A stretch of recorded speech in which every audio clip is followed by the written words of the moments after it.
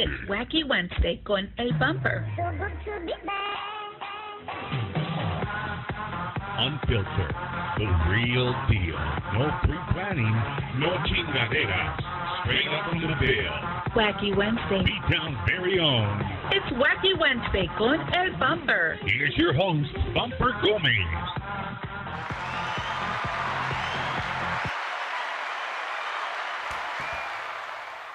Well, damn, I guess I need a microphone to do the show, huh? That would help a little bit. Man, you would think after 3 years I would have this down, but I don't. Welcome to another episode of Bumper's Wacky Wednesday, live from the Wacky Wednesday studio here in San Antonio, Texas. Super, super excited about tonight's show. Maybe somebody's not. She looks like she might be a little bit nervous, but she's not. No, she's not. I feel okay. I was listening. Oh, man. No, but yeah. Welcome to the show. If this is the first time watching, on behalf of my guest, Miss Cristina Hinojosa. Did I say that right? For the most part, yeah. You're good. Well, how do you want me to say it? I don't even know that I say it right, honestly. Hinojosa. There you go. All right. But yeah, so you guys are in for a treat. I like to say that Bumper's Wacky Wednesday does a pretty good job of covering the bases of Tejano music. And what I mean by the bases of Tejano music is, like, I've had managers on here. I've had the artist on here, you know, more than likely the lead star or the voice, right? The voice, accordion players. Mm-hmm. I've had all these people. I had the sound engineers, had sound engineers on here.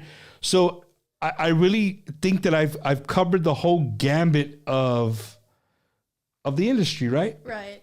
But tonight's very special to me, Cristina, and the only reason I say that is because I've never had a female drummer as my guest. So welcome to the show. Thank you for having me. Yeah. So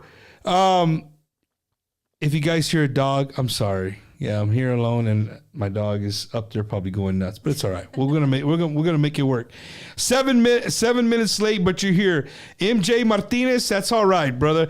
Everybody watching on Facebook, watching on YouTube, thank you so much. You guys are, like I said, are in for a treat. They're already watching, checking in from Chicago. I ain't got fans everywhere. Have you ever played in the Midwest? Yeah, I have. I'm terrible at this. I feel like I fall asleep and then I wake up and then I'm somewhere. But I am the queen of going to sleep before the van leaves the driveway. And you wake me up once we get there. Essentially. Hell yeah, that's what I'm talking about right there. So easy. Man. But yeah, we played it. I played in the Midwest probably. I think it was like 2 years ago. I did a little, I think it was like 3 shows. Ohio. Oh, this is really bad. You guys played in Milwaukee, right? I think you played in Milwaukee. The Mexican Fiesta. Mm-hmm. Yeah, so it was really nice. I love playing out of state. This fans from out of state, the people from out of state is just. It's a different vibe, right? It's a very different vibe. I try to tell people, this last year I got to go to Mexican Fiesta, and the vibe was just, dude, like you could feel it. And now, hey, Tejanos, calm down. I'm not knocking our people here at home, but it's just a different vibe. It really is. Like the energy is really, really, really strong. Mm-hmm. It's just, it's really cool, man.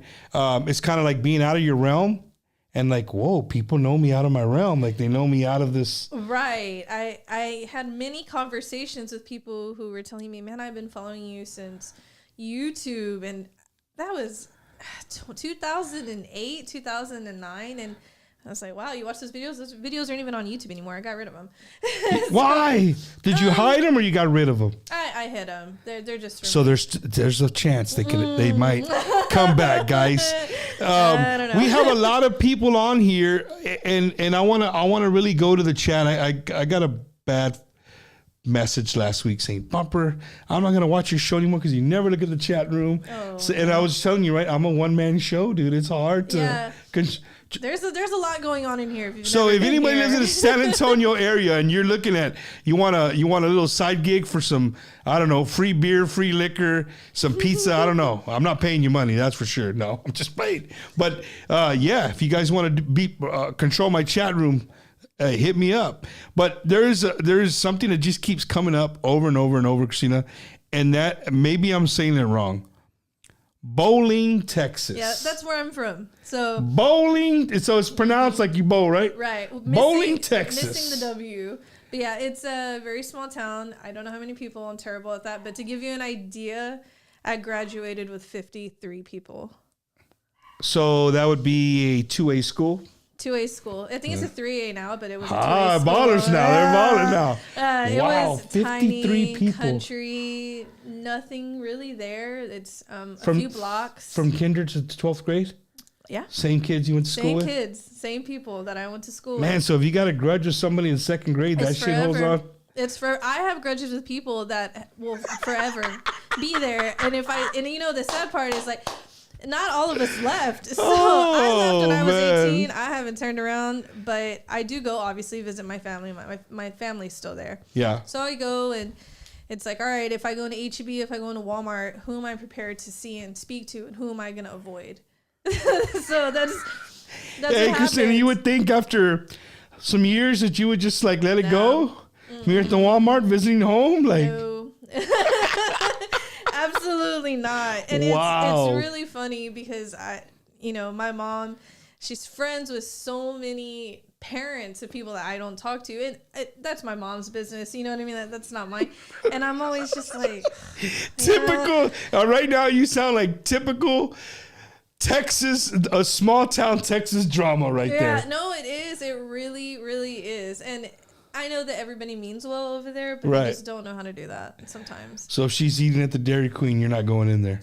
No, there are some things, and it also depends on what I'm wearing, what I look like.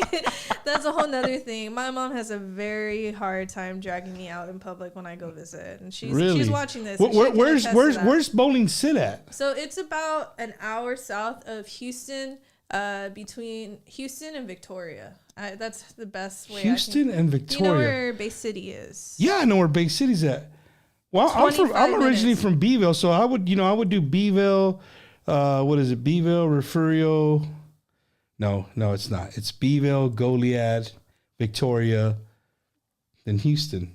So you're somewhere between. Or Wharton. Do you know where Wharton is? Wharton County, yeah. Okay, so Bowling's in Wharton County. Wharton's 10 minutes from Bowling. It's a 4-way stop. Like, if you've How many stoplights? One. It's not a stoplight either. It's a blinking red. It's a red blinking light. No, I'm serious. There's like maybe there's a Dollar General there now. That wasn't there when I was growing up. That would have been great. But there's 3 gas stations, 1 supermarket, always open on every holiday. And then there's also a car wash. And then the schools are there. So History on Bowling. There's a town right next to it that's even smaller. It's called Newguff. I don't know if you've ever heard of that. It was the second largest sulfur producing plant or factory in the world. So it attracted all these men from different cities of Texas to go work there, including my grandpa. So my family's originally from the Goliad, Victoria area. And there's still like my grandmother's family still over there, and my grandfather's family is still over there. But we ended up in Bowling, Southeast Texas. Yep, 30-40 minutes from the beach. Okay, all right. So let's go back to your humble beginnings. Oh yeah. First, let me tell you guys. I seen Cristina like multiple times. I've seen her perform multiple times. I think the last time I saw you perform, you were with Mike Aguilar and the Coops, man. Yeah. They're at the Beer Depot. It was for my buddy Chris's fundraiser for Uvalde, for some school supplies for the Uvalde kids. Right. And again, I'm a fan of music. I'm a fan of musicians, of what you guys do. And, I had a good time drinking my beer. And as you said, right before we got them in there, just keeping timing. Yeah. I mean, you were on it. You know what I mean? You get in your zone. Some of my best friends now are drummers. Mm-hmm. It's just, I don't know what it is with me and drummers. You're like, we get along. We're a lot of but fun. I saw you there. Then I saw you with Steph at Smoke. Yeah, Smoke multiple times, right? Right. And you're always in the zone. You're always jamming. But Cristina, for the fans, you have a very sometimes your look to me is unapproachable. Yeah, you see that laughter? Did not say see that? Look, hey, a bumper's real. Hey, this is Wacky Wednesday. You know what? You never know. Hey guys, if you guys know Cristina personally, somebody let me know that I'm wrong. You look at Cristina from far away and she doesn't know you. Hey, she's not giving you the look like, hey, come up and say what's up to me. I'm not going to disagree with you. I'm not going to disagree with you. And the reason I'm not going to disagree with you is I think, and it's so funny because when people get to know me, I'm really approachable. The problem is when I play drums or when I'm playing with band, it doesn't matter what band it is, doesn't matter how much responsibility I have in that band. Because with Stephanie, I had a lot of responsibility. I had the click, so that means I couldn't, drink before. I didn't feel comfortable. I'm sure I could, but I didn't feel comfortable drinking before or doing anything that would make me sound bad, that would make everybody else sound bad. Right.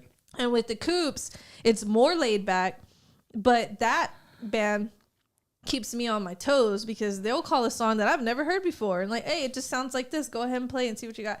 And then now the new band playing with, I'm even more concentrated with just because it's a different style for me that I haven't been super comfortable with. I think the only band that I look like I am just, ear to ear smiling and I'm approachable is with La 45, and that's because that's my stuff right there. Dude, so you said La 45.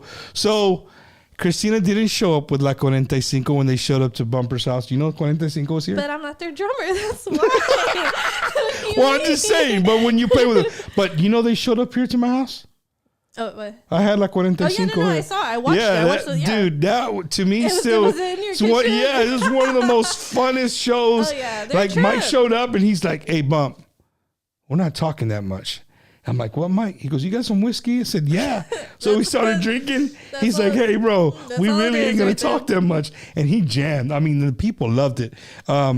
So that's your cup of tea. That's the realm you feel the most comfortable in? I feel the most comfortable there. So like going back to your unapproachable, I'm very approachable. The one thing I always tell people like that come up to me after the show, and anybody who's ever seen me play, I also feel really like sweaty and smelly after a show. So I really don't want people coming up to me and hugging me because I don't want them to smell me.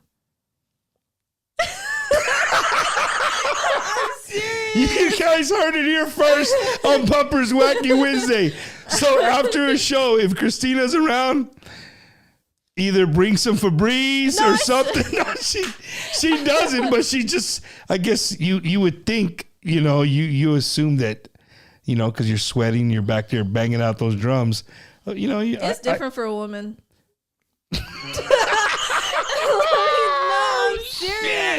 I'm serious. Oh my God, this show's getting crazy already, man. We're just getting started. No, let me tell you why, and I'm not going to go into too much detail because it's TMI, but I'm sitting on a leather seat or a suede seat.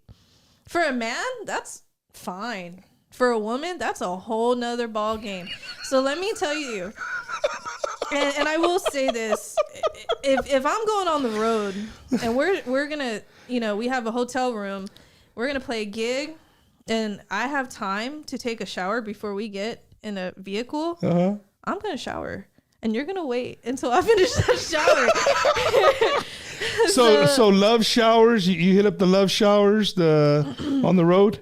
Or the truckers? I won't.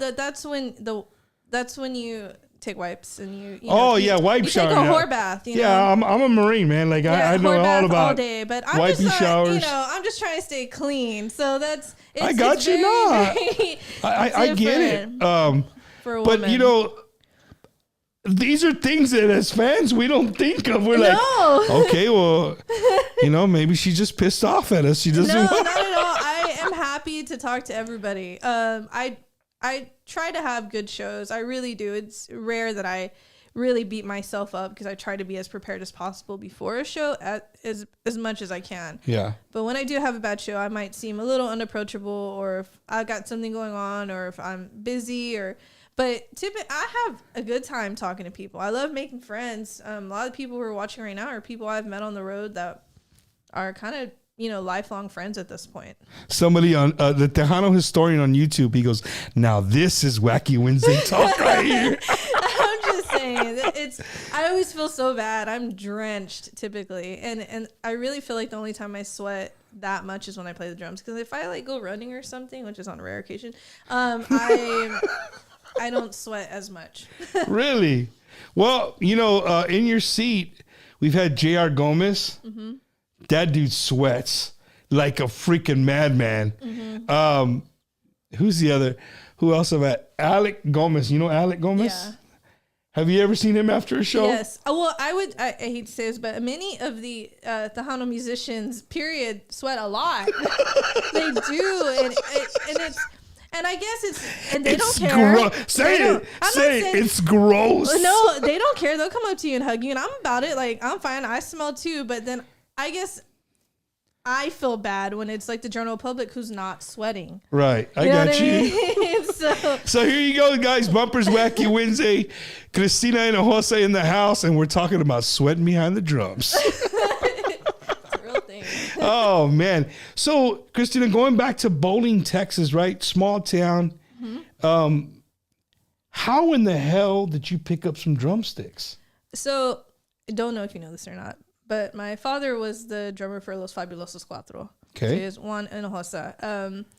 I didn't grow up with him. Which is a pillar group. I mean, those guys are they're legends, right? They're legends. Yeah, absolutely. Way ahead of their time. I listen to their stuff now, and I'm just like, I've never heard anybody else do that. Yeah. I'd still to this day, I've never heard anybody else do that. But I think it was just kind of natural. My grandpa, I think I'm not really sure, but he would take me outside. My grandparents had a restaurant, and when I was born, and my whole family blames me, that the restaurant shut down when I was born because I was my grandparents' favorite. And I'm also, my mom, she's the youngest of 5, and I'm her only child. So that also plays into favoritism as well. And my mom was, single mother. So I spent a lot of time with my grandparents. And my grandpa got all the trash cans and the pots and pans from their restaurant, put them on a picnic table, like kind of rigged them together, took branches from a tree, shaved them down. I mean, we weren't struggling, but my mom was not about to go spend $10, $15 But, on where the hell in Bowling, Texas, you going to go buy some drumsticks? They ain't got them at the blinking light, that's for sure. No, they don't. They absolutely don't. But, yeah, so I would be out there just hitting them and singing loud. If you talk to people who used to live near my grandmother's house, they'll still talk about when I was a little girl and they could hear me playing the drums and singing. I'm not a singer, but she throws that out there right away. Not a singer, but it was just kind of an everyday thing for me. And my grandpa committed. I don't know, it was due to poor circulation or what, but it'd be 100 and some degrees outside and humid because it's by the coast. Yeah, sweater on, sitting there with his arms crossed, just like waiting for me to finish whatever I had to get out of my system. But he let you, though. He let me, and he supported it. My sticks broke. He'd get some more branches, shave them down, and there we went. And how old were you, Cristina, when you started doing this? 4? 4, 5, something in there. And, I had somehow inherited... my aunt used to be married to... My mom's sister used to be married to Snowball de la Cruz. Okay. So... And dude, Snowball, you're all musically. So Snowball, he used to play in Los Fabulosos Cuatro. Yeah. And so my cousins are Snowball's kids, my two cousins. And so one of them had one of my dad's drums. I inherited that. I still have it. It's worth a lot of money. I still have it. And I kind of played on that until I couldn't. And, my mom, she played clarinet in high school. She didn't really know too much about music. Drums in particular. And the rest of my family, same thing. There's a few who played instruments. So did you play high school band? Oh yeah, I did the whole deal. And so you started with the 2 drumsticks and the. Oh yeah, so I went to college for music as well. So I not only know how to play drums, I can also play marimba and xylophone and timpani. Which is the one that the dudes wear the brace and it has 3. Oh, that's the old school one. I don't know what those are called, but the ones they're called tenors or quints or quads, depending on how many drums. I don't know what those were called. Is it 4 or 3? They're all different. It's whatever you. Dude, have. Those dudes in a high school band are the shit. Like to me, those are the funnest. Oh yeah, they still are. They still are. When I tell you at the University of Houston that the tenor players were the ones 100% wasted before the marching game. The football games, it was always them. They were the fun part of the drum line. So let's go back. So in high school, you played drums? Yeah, I played drums. I did the jazz band. I even we had a guitar class. I did. So you could play the guitar too? Nah, not really. Some chords and get me by. No. Don't put me on the spot, Bumper. I can play a C, G, A minor. She's looking at 3 guitars saying, an A major, some basic chords, but that's about it. No, that's cool, man. But there was a lot of people who took interest in me when I was young. And tried to, and they knew who my dad was, or they were really good musicians, and they could recognize that I had some sort of talent. And so my mom, she put her and my stepdad both. They put money into the craft for sure. That my mom put me in lessons. She let me go as a high schooler sometimes twice a week, but at least once a week. Drive all the way from Bowling to Edna, which is a good hour and just 15 minutes.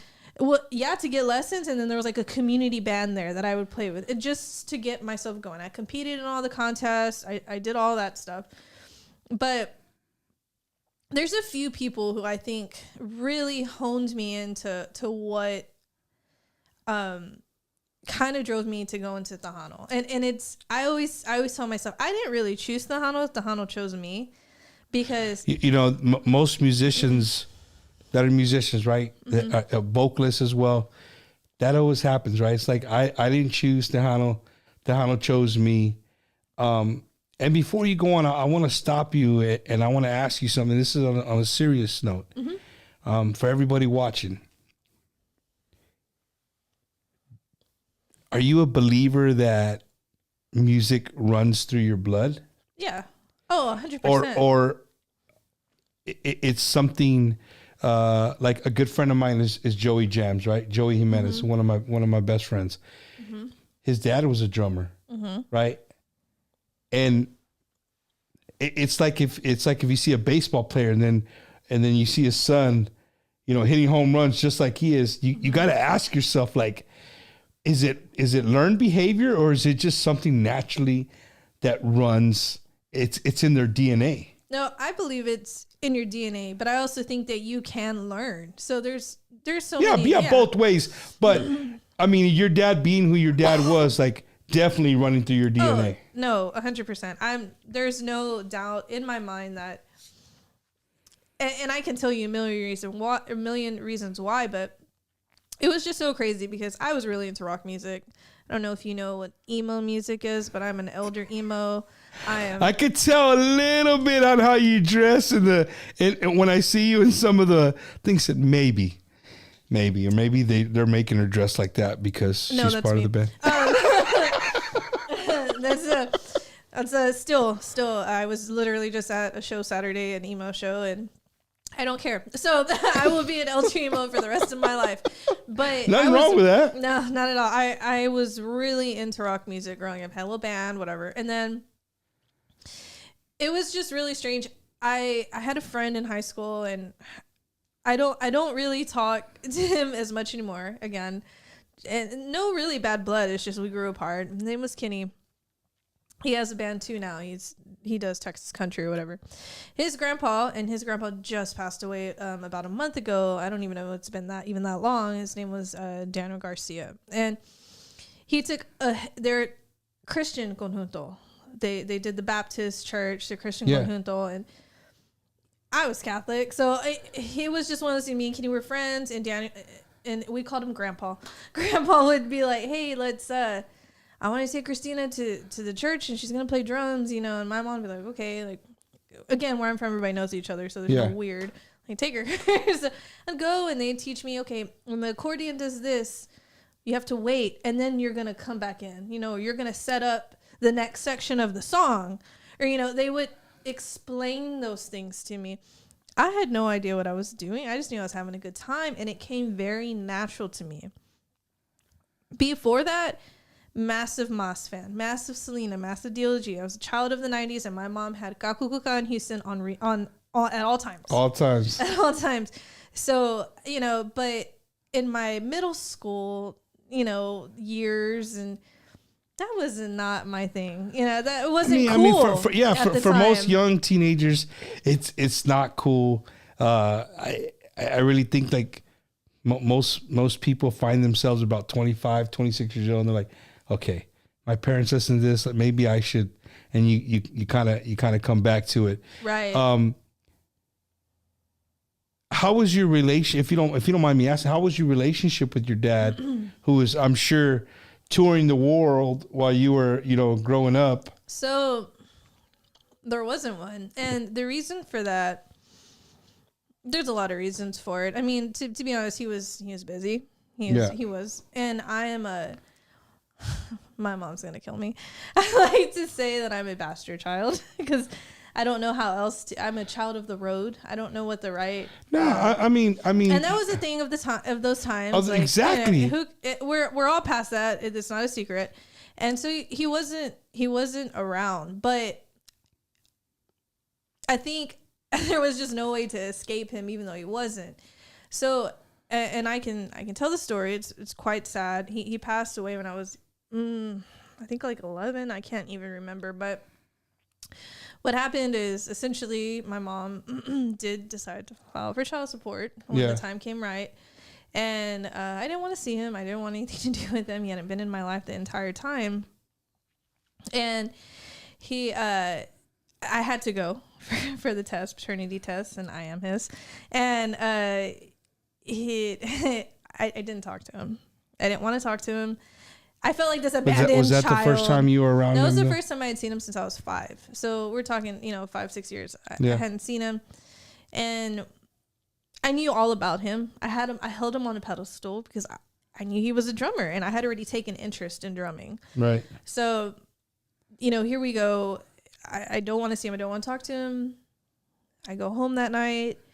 My mom's like, things are going to have to change because you're going to have to kind of see him from time to time or whatever. Okay, cool. A week later, he dies in a car accident from the day that I had seen him. No way. Yeah. Cristina, on another note, I mean, everybody watching the show, I can guarantee you there's more than a handful of people watching the show that either know somebody or themselves has had the same upbringing, or had that happen in their life. You know what I mean? Especially in especially in our culture. It's right. Oh, yeah. You said it.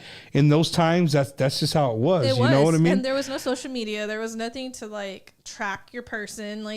And it was just different. The values and the morals were different, and they were different. I don't know. Do you think that maybe now where you're at as a professional, if you could have a 5 or 10 minute conversation with them, would you do it? Yeah. And you know what he told me? My brothers are his sons, and I'm close to my brothers. He would tell me to focus on my job. And my brothers don't do the industry. They have degrees. They have masters. They work. They're living life. They're engineers. They're IT, and they play. One of them plays. 2 of them play the drums. And my dad tried to steer them from it. So and I know it's because it was hard. It was hard at the end there, like when Selena died and the 90s came and all the Mexican bands came and took over.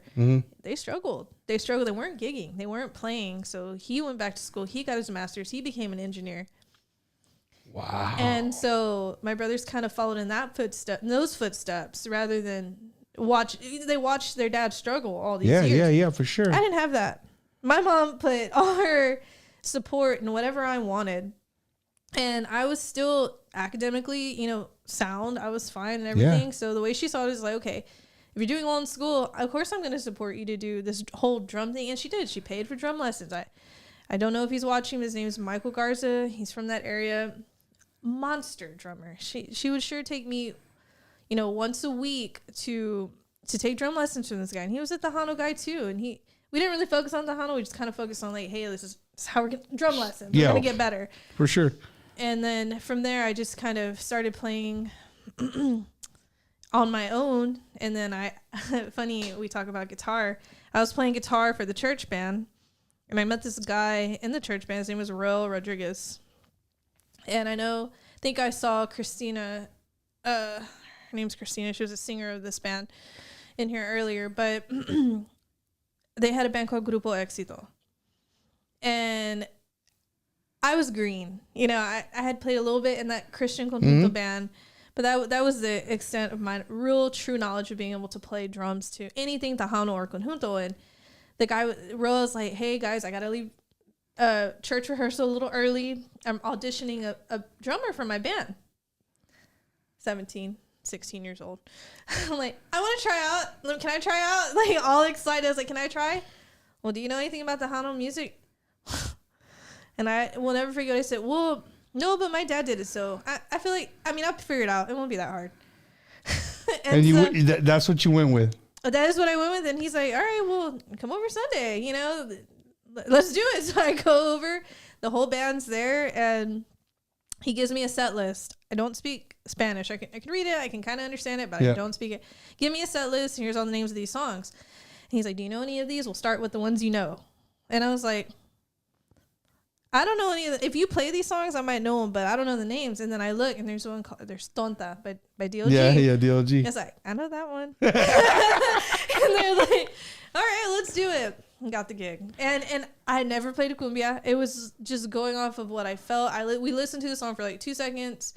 Ro was very patient with me. The whole band was, because I could pick up anything. Like, throw it at me. Let's do it.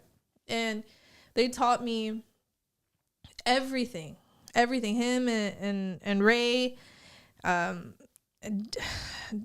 there were just those two guys right there and Ro's dad Wally, they put a lot of time and effort into me for years. That's good, man. You got to have people like that. And before we go on, I want because I'll forget. Mm-hmm.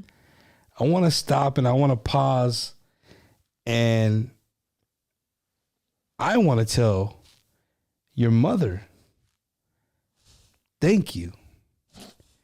Thank you for, believing in Cristina. Thank you for driving all the miles that you had to drive. Thank you for filling up the gas tank, right? Not knowing where she was going to go with this, but yet being a mother and your motherly instincts, you continued to back your child in her dream and doing what she wanted to do. Because to me, as a parent, and musicians, it's like, oh man, you don't really want your kid to go down that path, right? But I'm sure your mom saw how much you loved it, and that really, really drove her to help you out as much as she could. But Cristina, at the same time, I could see her doing that, because not only you were in school, you did it in high school. You said you went to college for music. I didn't finish though.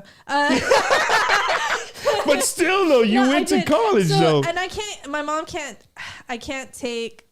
she can't take all the credit. I can't give her all the credit. My stepdad's been in my life since, his name's Steven. He's been in my life since I was. You too, Steven. Like 5. Uh-huh. And, I thought about it so many times as an adult. As a kid, of course, he's 10 years younger than my mom, so we were like brother and sister. Your mom rocked the cradle? She did. Mm-hmm. With her Rocky Mountain jeans. So I remember Rocky Mountain jeans. The Rocky Mountain jeans. Yeah, they'll make you. The Rocky Mountain jeans was. Woo! So he definitely, he was right there beside her, and I'm sure, and I'm certain at times that was difficult for him, because here he is supporting something that my mom was involved with somebody else. Yeah. So kudos to him for that, because that takes a very special person. Oh man, being a, and this is Wacky Wednesday because we always just go off the subject, right? Mm-hmm. And speaking of Steven, right? Is his name Steven? Mm-hmm. Being a stepdad, being a step parent, mm-hmm. it's one of the hardest things that you could do, and one thing that I've learned is I've always taken that word out, step. Mm-hmm. I've taken it out because whether you're a mother or a father, you fall in love with somebody and you know that they have a child, and if you're looking to be with that person, be with that person forever, you take that as a whole package. And if you can't do it, then don't do it. Right. If you're gonna treat that child, like they're not yours, you're not like, just don't do it. Don't waste time. Right. Don't waste time. Right. I don't mean to go on a box, but no, they're still it's important. It's important to talk about stuff like that, especially. And as an adult, you look at it. It was tough. It can still be tough. But no, I can't give her. She is definitely. She's been there for me. And she's been to everything. She's traveled to go to places. My stepdad's a truck driver, so he has no problem hopping in the truck. Get on the road. Let's go. Let's go. Right. And I love when they come because I don't carry anything. He carries everything, all my drum equipment. I just got to show up. So have you were always your own drum tech? Always. You know what? This is a good point. And wow. So even today, you're sure your own drum tech. I gotta bring my sleeves up for this one. So I find so much joy in messing with sound guys. I love it. It is. If I have the opportunity, I'm gonna do it. And what I mean by that is, you get to a gig, here's all your equipment, and I'm walking in with the most equipment, typically, besides maybe the keyboard player. And favorite thing is the drummer going to show up? Is the drummer coming?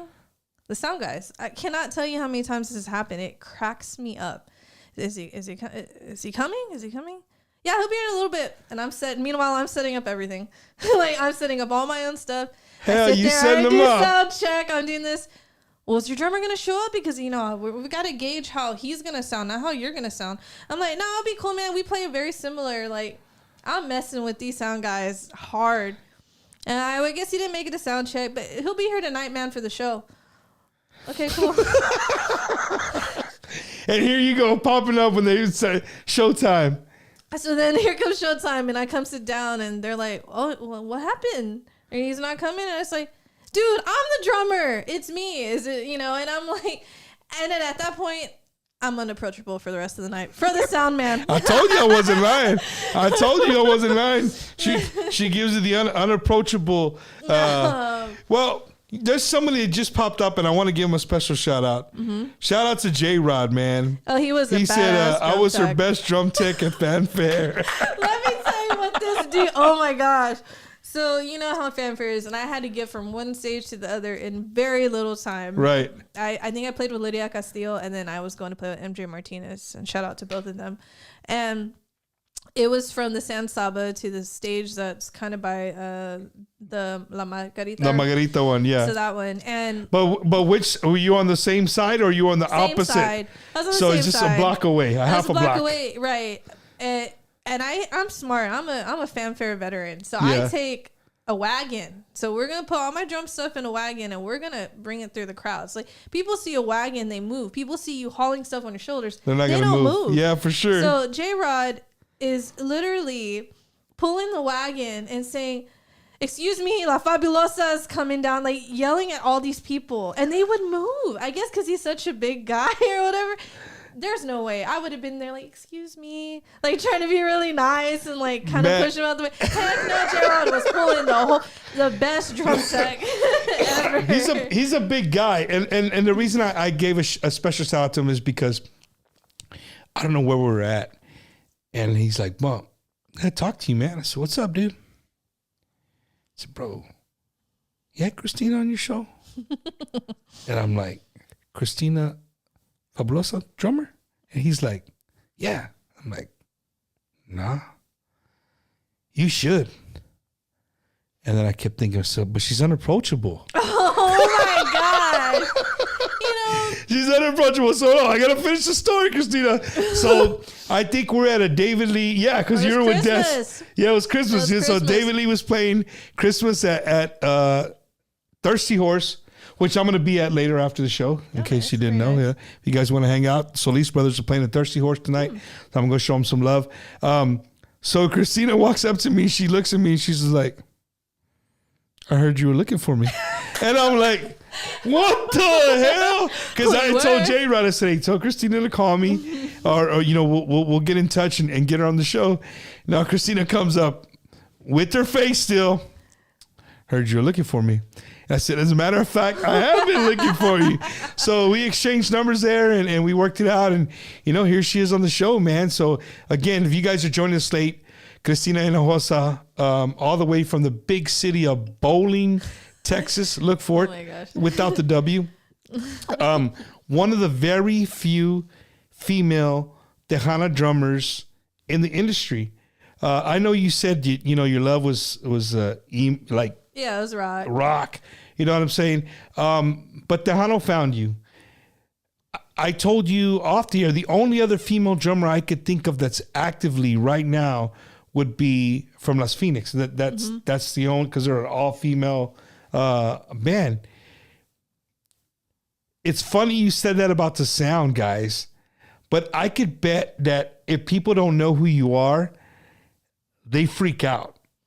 If they walk up to the stage, because you drummers, you guys love to hide in the back, and then Christina's on her velvet seat, right? She made it a point to tell us that it was velvet. So she's sitting on her velvet seat. So it's hard to see her. But you come up to the stage and see, and then it's like, oh my God, it's a female. Not that it's like a bad thing, because it's not a bad thing, but it's just, for men, it's probably like, wow. You know what I mean? Because the only female drummer that I've ever known is Yvette. Suzette? I mean, Suzette. I wanted to be her growing up. Yo, Yvette. Chinga, my mind's all over the place. Little girls wanted to be Selena. I wanted to be Suzette. And when I got to tell her that to her face, she was like, oh, but you're way better. And I'm like, no, I love the way you play. It was solid. That's all that was needed. It was prime, and I still love the way she plays. I got to see her play one of the theaters. I think it was the Majestic or the Aztec. I can't remember. They called her up on stage, and it right? was and it was still solid. I was like, you see that? It was just so solid, and the song was done its justice because she was playing. Not that Soul was amazing, drum circles around me, but it was just so nice to actually see it in person. For me, it was kind of a full circle. The catering guy, Cristina, the catering guy. Somebody, Irma Chavez, like the catering guy. I don't know. Irma, remind me. I've drank since then. Robert Vasquez, is Cristina the daughter of the late Juan Jose Hinojosa? Thank you. You're joining us a little bit late, Robert Vasquez, but we did go over this. Go back to chapter number, no te creas. Cristina, so, bowling, you go to Houston. Mm-hmm. So I gotta tell you about Houston, because Houston was a struggle. I lived in Houston when I was at U of H, and unlike all my friends, after the football games on a Saturday night, after being up at 8 a.m., being in the heat, marching the parade, doing the whole deal, I was at Bees Island Club until 2 a.m. as soon as that game was over, trying to land a gig. I was trying to land a gig from anybody who would give me 5 minutes just to show them a video. And I cannot tell you how many people did not even give me the time of day. People that I know now who have asked me to play drums for their band. See that? You just never know. And it'll come around. Bob Olivo, I don't know if you remember Bob. He passed a few years ago. He was a DJ with B-Net, and he's actually the person who gave me the name La Fabulosa. And he took interest in me. He's an oldies guy, so he knew all my dad's music. He had all the masters, not the masters, the unopened LPs and everything. And he was like, I don't want to say a mega fan. He was just such a nice person. He would introduce me. He was the DJ, the MC there, so he would introduce me to all these artists, all these people. He'd be like, y'all gotta hear her, give her a chance, man. And are you looking for a drummer? Yeah, but I don't want a woman on the road. That's a whole nother room you gotta get. I'm like, no, I'm cool. I don't need it in my own room. I'll do my own thing. And it would just be one thing after another. And I gotta be honest, I never got the chance. So I started playing with this group that I'm not particularly proud of playing with, so I'm not gonna name their band, but. Really? Yeah. And it was a young guy running the band. His father was terrible to me. I can't even tell you how terrible he was to me. He ran the band, and he was awful. He was always condescending. Me being a woman was always a part of the conversation. But it was the only band that I felt at the time was right for me. So I kept playing with them. And then I met Mike Torres III. And thanks to this lady named Chrissy Robles, I don't know if she's watching, but she introduced me to a ton of people in the industry. And she's a friend from Los Fabulosos back in the day. Mm-hmm. And I met Mike Torres III, and I got to tell you, I feel like that was the start of everything. Somehow or another, I ended up moving to San Antonio because of that guy. So you left college? I left Houston. I told myself if I get into the music school at UTSA, I'm going to go. Let's do it. I want to do this, the Tejano stuff. I had met Mike. Mike had offered me the Grooveland Chicano band seat at the time. He didn't have a drummer. And I said, all right, if I get in, I'll go. And I got in. So I came. And Mike lived with me along with one of my friends. And we played music every night. And I got to learn a lot more about not just the Tejano music, but just music in general. Just because that guy is so talented. Mm-hmm. And he's my compa now because his daughter is my goddaughter. So Mike is absolutely my closest friend still to this day. So it's safe to say that you'll be at Jaime's place in March? No, because I have a gig with Destiny and Navita. There you go. Wait. We're talking about two different gigs. My bad. I don't know. Because he hosts that whole. I know during fanfare. We played it last year. Stephanie played it last year, but I don't know who he has this year. I don't know if the bands are released yet, but I guess we'll find out. So since we're talking about Mike Torres, we're talking about La 45. There's a guy on La 45. Oh God. That has a vibe like no other person I've ever met in my life. Is it the hold on. Okay. I'm gonna let you guess it. His vibe, it could be storming, thundering. He can walk outside and he can make that best of that rain and Ricky that thunder. Ray Hernandez. Shit, bro. Ricky Ray. Shout out to Ricky Ray Hernandez.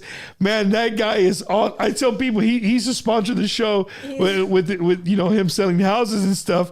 And I tell people, even if you don't want to sell your house, you're just having a bad day, just call the number and talk to Ricky Ray. I promise your day will be better. Oh, absolutely. And he's so funny because when I play with him, like, he tries to explain my drumming to me in a way that I've never heard it every time. It's different every time. That you just and I love Ricky. He has a way of, and he's a realtor, and I'm also a realtor. Yeah. So when we start talking real estate, that's a whole another type of conversation about real estate that I'm not used to. So I love him. He asked me a lot of questions when he first got into real estate. So it was a lot of fun talking to him because he was so green and I was trying to explain things to him and he wasn't understanding. And he came up to me not too long ago and he goes, "Man, you were giving me a golden ticket and I did not realize it." It's all right, man. We got to start somewhere. Oh, man. Shout out to Mike Torres Jr. Mm-hmm. He put La Fabulosas on here. Oh, yeah. Let's see. Luis A.G. watching from Monterrey, Mexico. And speaking of Monterrey, you are now connected to Monterrey, Mexico. She just commented. Who oh no. So proud to work with Cristina. Finally another girl on the battlefield and on my side. Literally has my back and I never have to worry. Man. That's cool. It is cool. Destiny and Rigo are my I've met them. It's been a couple of years and they've come over. They've been here, no show, just come over, shoot the shit. We hang out. My wife loves to cook for them. And they just connected with my family, man. Like, I love them. Like, you know what I mean? I call them out of the blue. I'll FaceTime Destiny. What are you doing? Dealing with this dumbass. Yeah. It's Rigo, right? Rigo's talking smack. I feel like it's like a constant roast. They roast each other. Yeah, for sure. So now you're on the road with Destiny and Navita? It is official. Yes. She just made it official. Shit. Oh, yeah. I mean, I made it kind of official, kind of not. When I announced my departure from Stephanie, I think I made it official a little after that, but. Yeah, it's been a challenge, which is nice because I've been playing and doing the same thing for 10 years almost. And then with Destiny, like I feel like it's a whole different style of drumming. I've done Chicano, I've done 90s, I've done, Stephanie's Cumbia vibe. I've done those. I feel like I've done a lot of different styles of Tejano. Right. But this one is is very different for me. And she's not afraid to go out of the box. No, she's not. So that's a for sure statement right there. Yeah, and they sent me a set because I play with them next weekend. And I've been listening to it nonstop, and I've been hammering some of the songs out on the drums. And man, I find myself like I have to write stuff out for myself. And I wanted to make this very clear because a lot of people think that, oh, if you can't, I don't know. There's just a lot of stupid things that people say about how musicians learn music. I'm a natural player, but I struggle playing by ear sometimes because I was never taught how to play by ear until I was older. And I didn't listen to music the way that I listen to it now. So with that being said, when I hear music, I see music because I know how to read music. I know how to write music. So at the same time I'm hearing it, I'm seeing it. And sometimes me seeing it and being able to play what I see is easier than me just hearing it and repeating what I hear. So what your statement you just gave is the opposite of 99.5% artists that we've had on Bumpers Wacky Wednesday over the last 3 years. Complete opposite. You are what we talked about, right? You're the unicorn. That's my favorite animal. That just your horn just got bigger on your unicorn. That's a compliment. Yeah, no, it's definitely how I do, and I can't tell you how many times where I feel like, man, there's no way if I get a gig at the last minute, I'll write it out. It'll take me less time to write it out and follow it and make no errors than it will if I sit there and try to learn it 3 days in a row and I know I'm going to mess it up at the gig. That's crazy, man. But it's just different. And there are things I can learn by ear. Like I can absolutely, it just takes me a little bit longer. So I hear it. I can transcribe it. I had to do these overnight a lot when I was in college. So you show up to a Tejano gig and you ask for, can I get some sheet music? They'll probably look at you. It's already done. I have it on my Surface Pro. And it goes on but I'm just saying though, I could see you walking up like, can I get this on sheet music? They'll probably look at you like you're crazy. When I played with the Tortilla Factory, Alfredo gave me sheet music, and I don't think he expected me to read it. Gabriel asked me to play a gig for David Mattis 2 days before the gig in Angleton. It was just going to be me, Gabriel, and David. Speaking of Angleton, shout out to my buddy Jim Luna. Jim Luna's in the house. Jim, Quarter Moon Productions, man. I've known Jim since my Bees Island Club days. That's where I met him. I just had a great conversation with Jim Luna. We're gonna be doing some work together real soon. So yeah, man. I just saw Angleton. So that's in that neck of the woods where you're from. That's crawfish area over there. Heck yeah, it's crawfish area. I love crawfish. Don't give me 5 pounds of crawfish. There you go, man. Yeah. Saludos. But it's different. I charted all of David's music in 2 nights, and smooth gig. I just have my sheet music right there next to me. And sometimes I don't write the whole song out. I just write out like little nuances of it. And if anybody's played in a band with me, a lot of them can say, yeah, they've seen it where I write out little things. And I do struggle sometimes when somebody who doesn't know how to count music or read music, I guess classically is what you could say. They'll be like, yeah, it'll be like bum ba dum ba dum bum. Okay, well, can you tell me what beat that's on? What count that's on? Well, no, it's just here. It's just ba dum ba dum bum bum. And I'm just like, but where's it? Yeah. What count does it start on?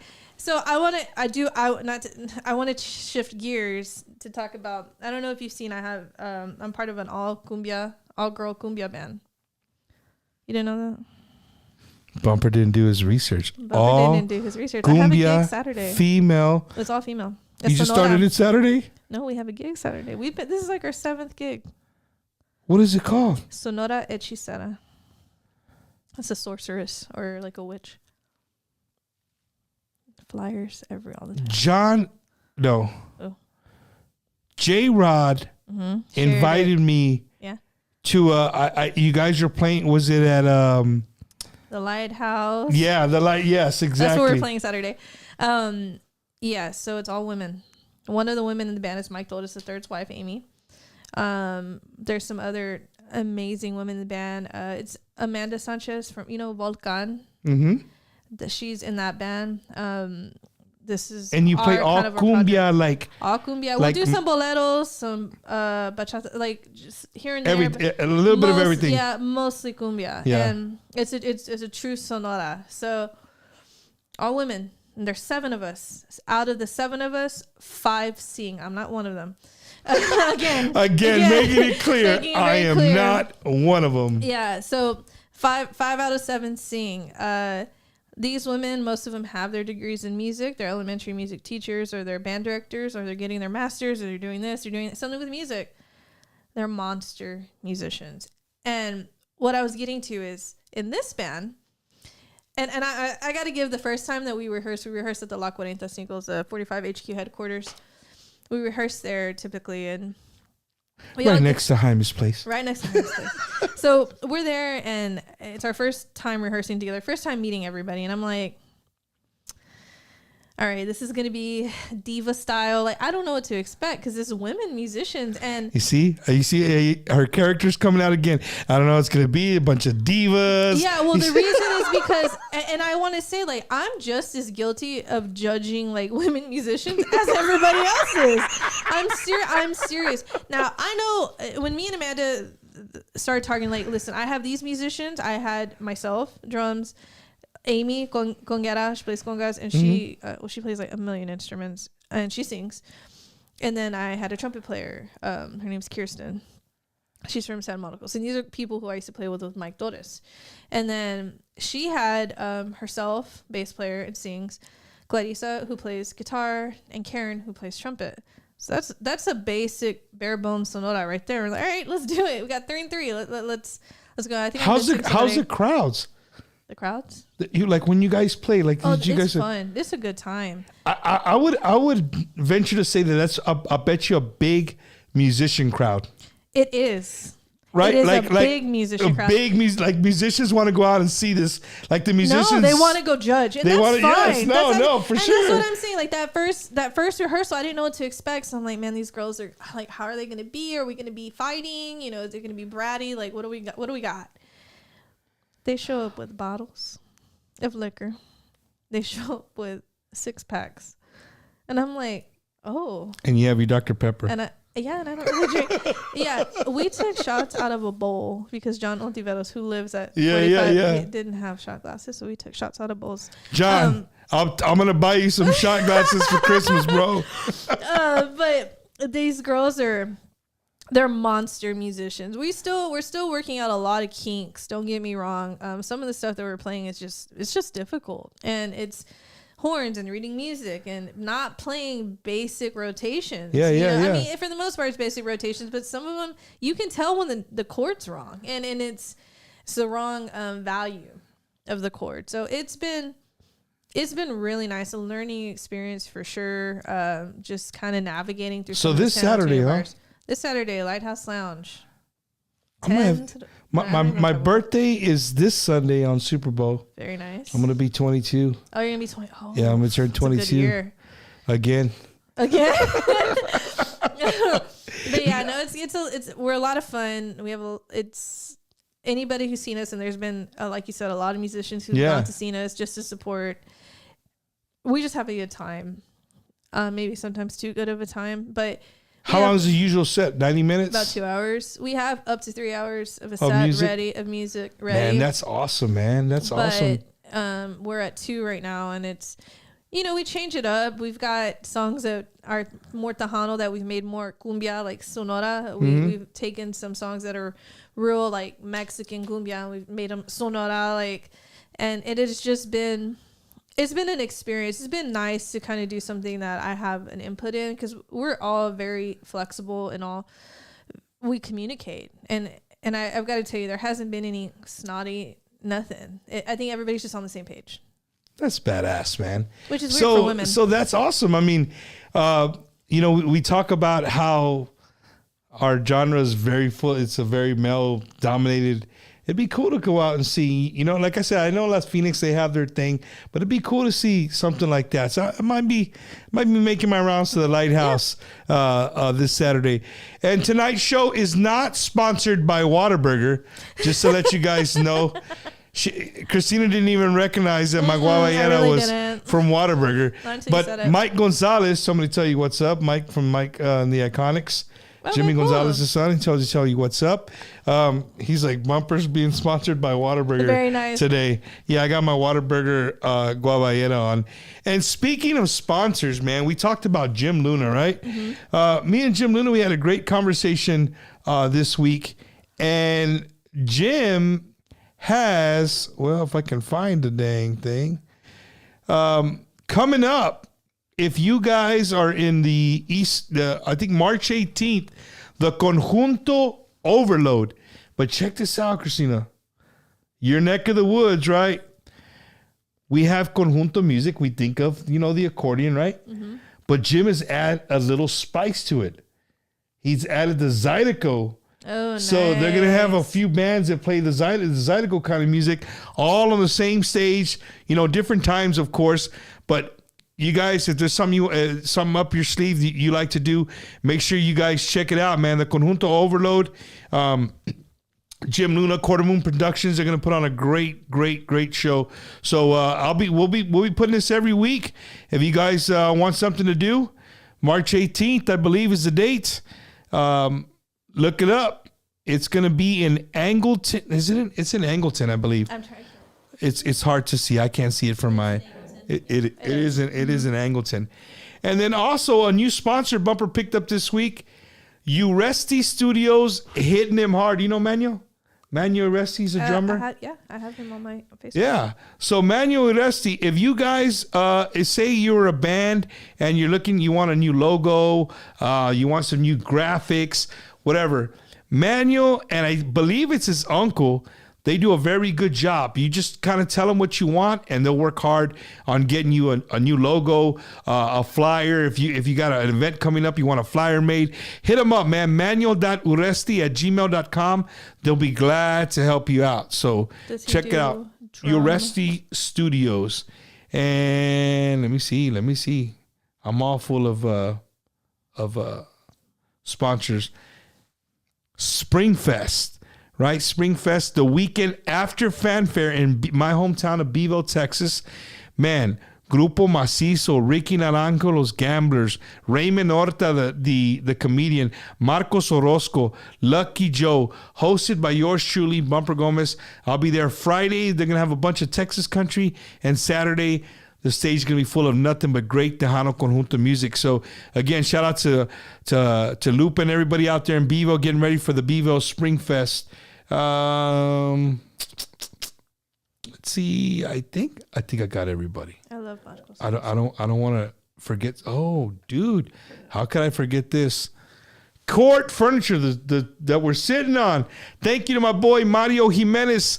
If you guys love the furniture that you're looking at, or you want something new, you want to try something, you're tired of going to Cons, Aaron's, Ashley, all these other places. There's a place here in San Antonio called Court Furniture Rental. You can look it up at court.com and Raza, Court, C-O-R-T, not court that we go to, C-O-U-R-T, right? Court.com. You can go on there, check out everything they have. If there's something you like, write down the number. Hit up my boy, 210-399-0113. They have everything from carpet, everything you can think of that goes in a house, they have it at Court. So hit them up and make sure you let them know that you saw this on Bumper's Wacky Wednesday, man. Okay. Now we're back. Christina's like, damn, fool. That's no, hey, you gotta give a shout out to your sponsors. Yeah, we gotta tell you, the sponsors take care of me. Exactly. I gotta take care of everybody. No. Shout out to Alicia Cintron. Thank you for watching. It's Tejano time. If you guys aren't watching It's Tejano time every Tuesday night, he's got a show. It's Tejano time. Shout out to my buddy, right? Shout out to the Dallas-Fort Worth area.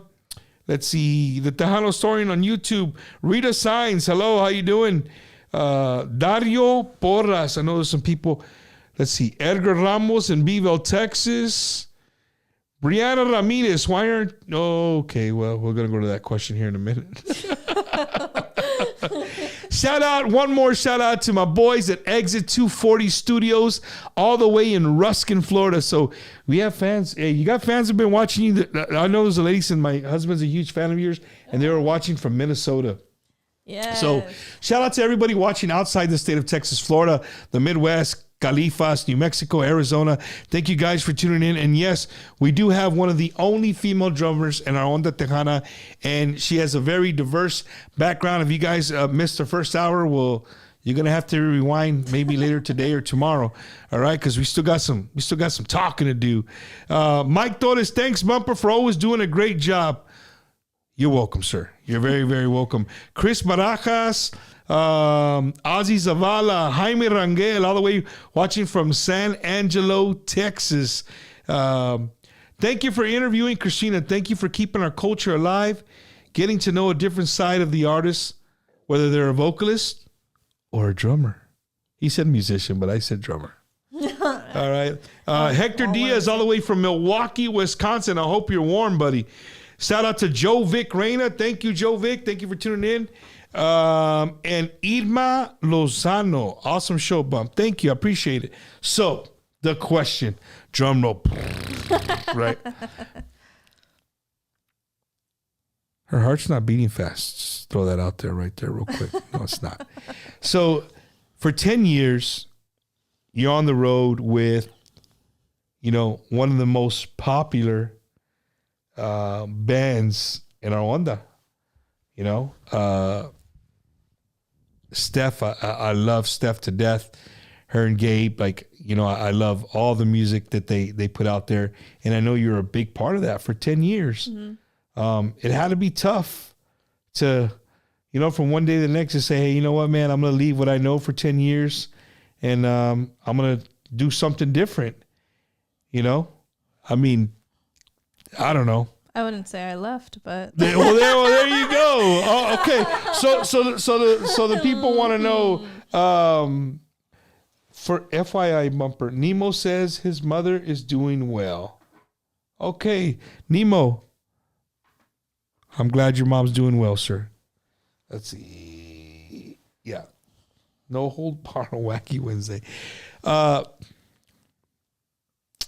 Stephanie Montiel, I mean, again, I've said it before. Every time I've gone to see her, you were part of the picture, right? Mm-hmm. For 10 years.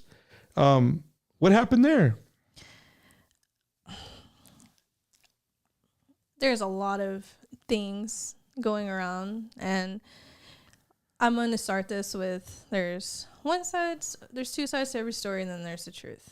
Everybody knows that.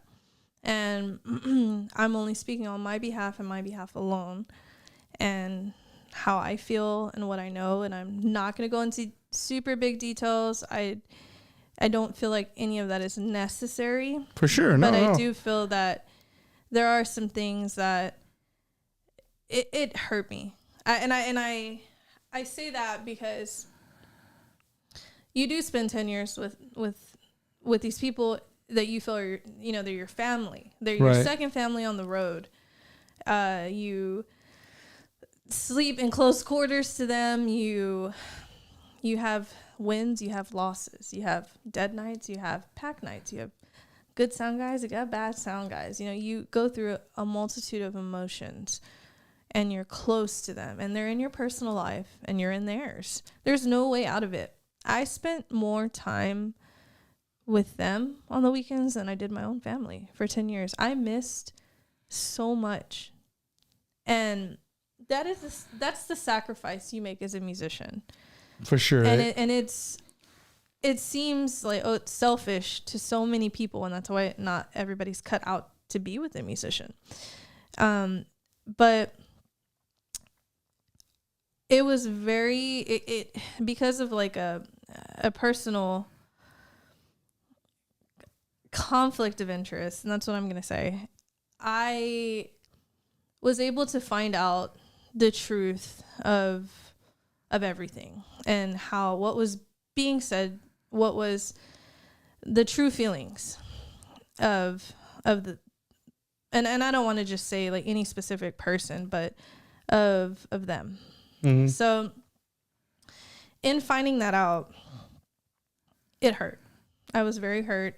And because of the situation that I was in,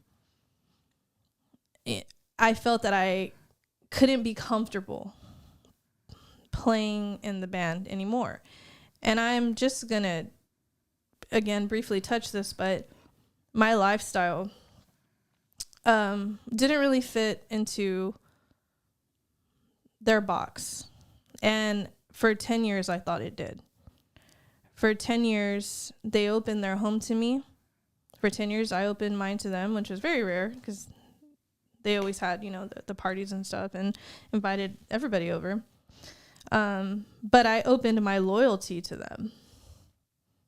And when I tell you that I turned down a lot of bands, turned down opportunities because of my loyalty to them, I mean, I did. And I'm a loyal person when it comes to, if you're being good to me, I'm gonna be good to you. Correct. And they were good to me. So I stayed good to them. But in this personal conflict of interest, and if you know, you know, but I kind of learned that maybe the ideas that I had were incorrect about, what I knew, and it hurt. So not only once I confronted them about what I knew, what was going on, and you can look at it 1,000,001 different ways. There's two sides to every story. I know that I didn't put myself in a good light with the choices that I made. However, in those choices, I learned what I needed to know. Got you.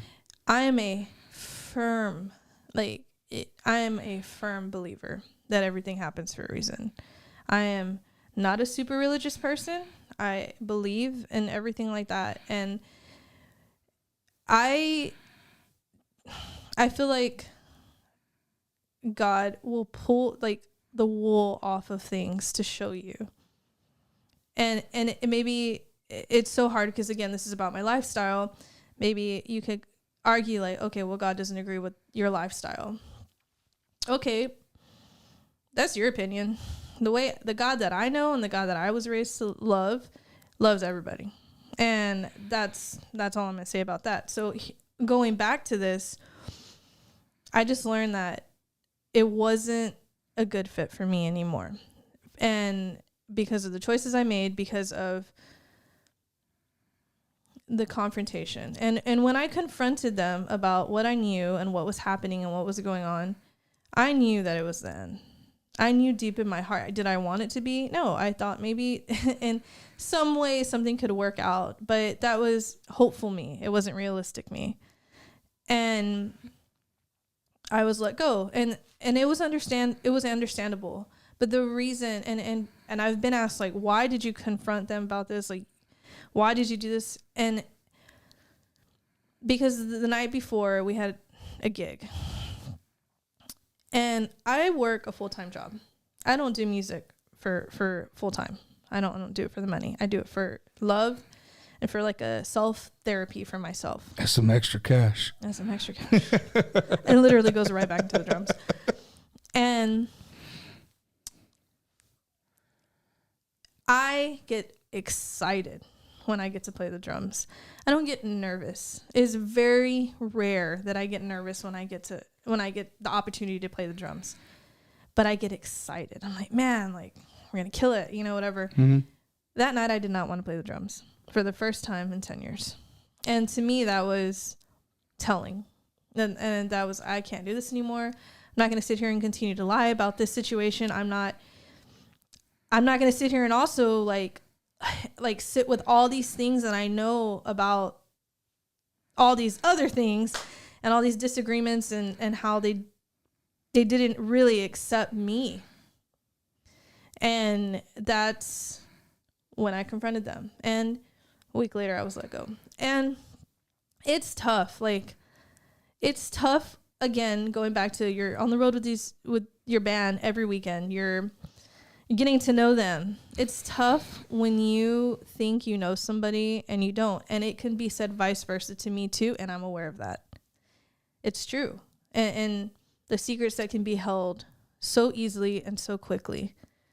And I didn't appreciate a lot of the things that I was being told that were said behind my back. And things didn't work out, and I made it clear that I needed to come clean.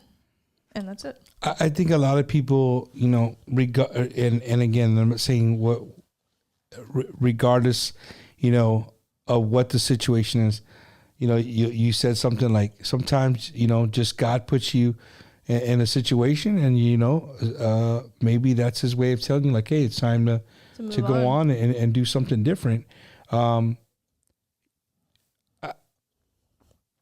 Again, I'm sure there's a lot of people that love that band, and they're gonna miss seeing you. Mm-hmm. You know what I mean? And I'm gonna miss the band. Like, I'm not even gonna sit here. The amount of love, and I don't mind talking about this part of any of it. I, from the bottom of my heart, love them. I loved playing for them. I loved spending every weekend with them and getting ready to just do something spectacular. You know, recording in the studio, even like personal stuff, just a barbecue. You know, nothing crazy. It was a family, and it hurt, you know, to know that, hey, not only do I truly in the deep depths of my heart, like, don't really care for your lifestyle, but at the same time, like, I don't know that it's really that or if it's you. and that's pretty heavy. That's a bolt of it right there. It is. And you know, every situation, I'm glad you said that, right? You hit the nail on the head when you said every situation has two sides to the story. Right, it does. And right? It has one, your side, their side, and then in the middle, right? And I'm glad you brought it up, because, you know, everybody was asking you that started since like the very beginning of the show. People were throwing that, because I haven't really talked about it. It's cool. And you know what's really awesome, Cristina, is I want to tell you face to face. You said your lifestyle, and this is going away from, you know, you leaving the band, and now I'm talking about Cristina, Hinojosa, La Fabulosa, like, right. Your lifestyle is maybe, you know, everybody has their own opinions, right? And that's fine. Exactly. I'm a believer in, at the end of the day, like, whatever it is, when we face God, let Him be the one to judge, right? I'm right with you. We right. This week I posted, just this week, I posted something that I have a pet peeve. I saw it. I'm Catholic, right? And they go in with their hoodies. Yeah, they go with their hoodies and cap. And for me, I'm like, yo, my grandmother would have knocked the shit out of me. Right. Before I even put my finger in the holy water. Yeah. Like, you better take your hat off. You don't even take your hat inside, right? But I had both on both sides. People were like, "Bump." They go, you know, and I get it. Like, I understand. I'm not being a hypocrite. Being like, well, and that's your opinion. You should be able to accept them. You should be able to accept them. You're entitled to your own opinion. Right. Did you see mine about Sam Smith and the devil ears? Like, who cares? I mean, I hate to say, but like, everybody is entitled to their own opinion. Everybody can say whatever they want and believe whatever they want. It is what you choose to have in your life, and what energy you choose to have in your life that's important to you and you alone. Right.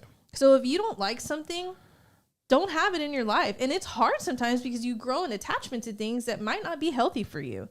And that's kind of how I felt. Like, towards the end there, is like, this is not a good thing for me anymore. Well, it's not going to end. It's not going to end well. No matter either way you would try to hold on to it. It didn't. I could have made it last longer, and I couldn't. It took one gig for me to realize, man, I love it, and it was hard. I cried, you know, and it was very difficult, and to the point where, like, it was such a big deal. I mean, it affected other people in the band, and you know, again, going back to everything, I'm not saying that. It's not that they didn't accept. They just didn't accept me personally. And that's okay. Like, that's okay. I'm not going to. And in which way that, again, that I dug myself into a hole. And it was a brief thing. But at the same time, I think it was impactful enough for me to wake up and say, okay, like, this isn't healthy for me. I need to move on. Let's go. And that's what I did. And again, I wasn't I wasn't ready to, and I gave them the option, and they made their choice. And I was a professional. I took it as it was, and moved on. Yeah, I mean, yeah, like you said, man. You know, stuff happens for reasons. You know, you're moving on to other things, and that's a good thing. Where I was going before I went wacky again, is, believe it or not, you know.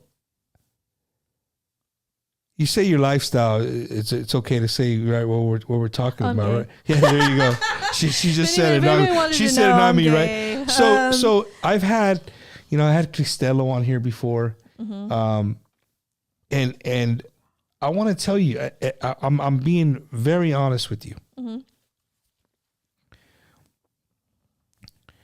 There's people out there, male and female, that are going. Right now, they're probably like, I don't want to tell my parents. Like, how do I do this? How do I do that? And just know, right? Maybe you're not the vocalist.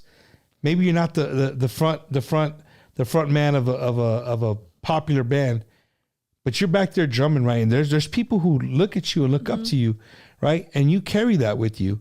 So the fact that you're proud of who you are, and it doesn't let you stop you from doing what you want to do, says a lot about who you are. And I'm hoping that there's people who see that are maybe struggling with that. Like, hey man, be who you're gonna be. Right. And I want to harp on that because it is not easy. Let's eliminate music and the Tejano industry from all of this conversation. And it's just not easy. I told you I grew up in a small town. Yeah. A very conservative small town, which is fine. You know, everybody has, I don't care about politics. None of that stuff affects me. Like, I mean, it does, but you know, teach his own. It was not easy. It was not easy whatsoever in bowling for my senior year of high school. And I look back on it and it hurts. Is that when you really like came out publicly? And yeah.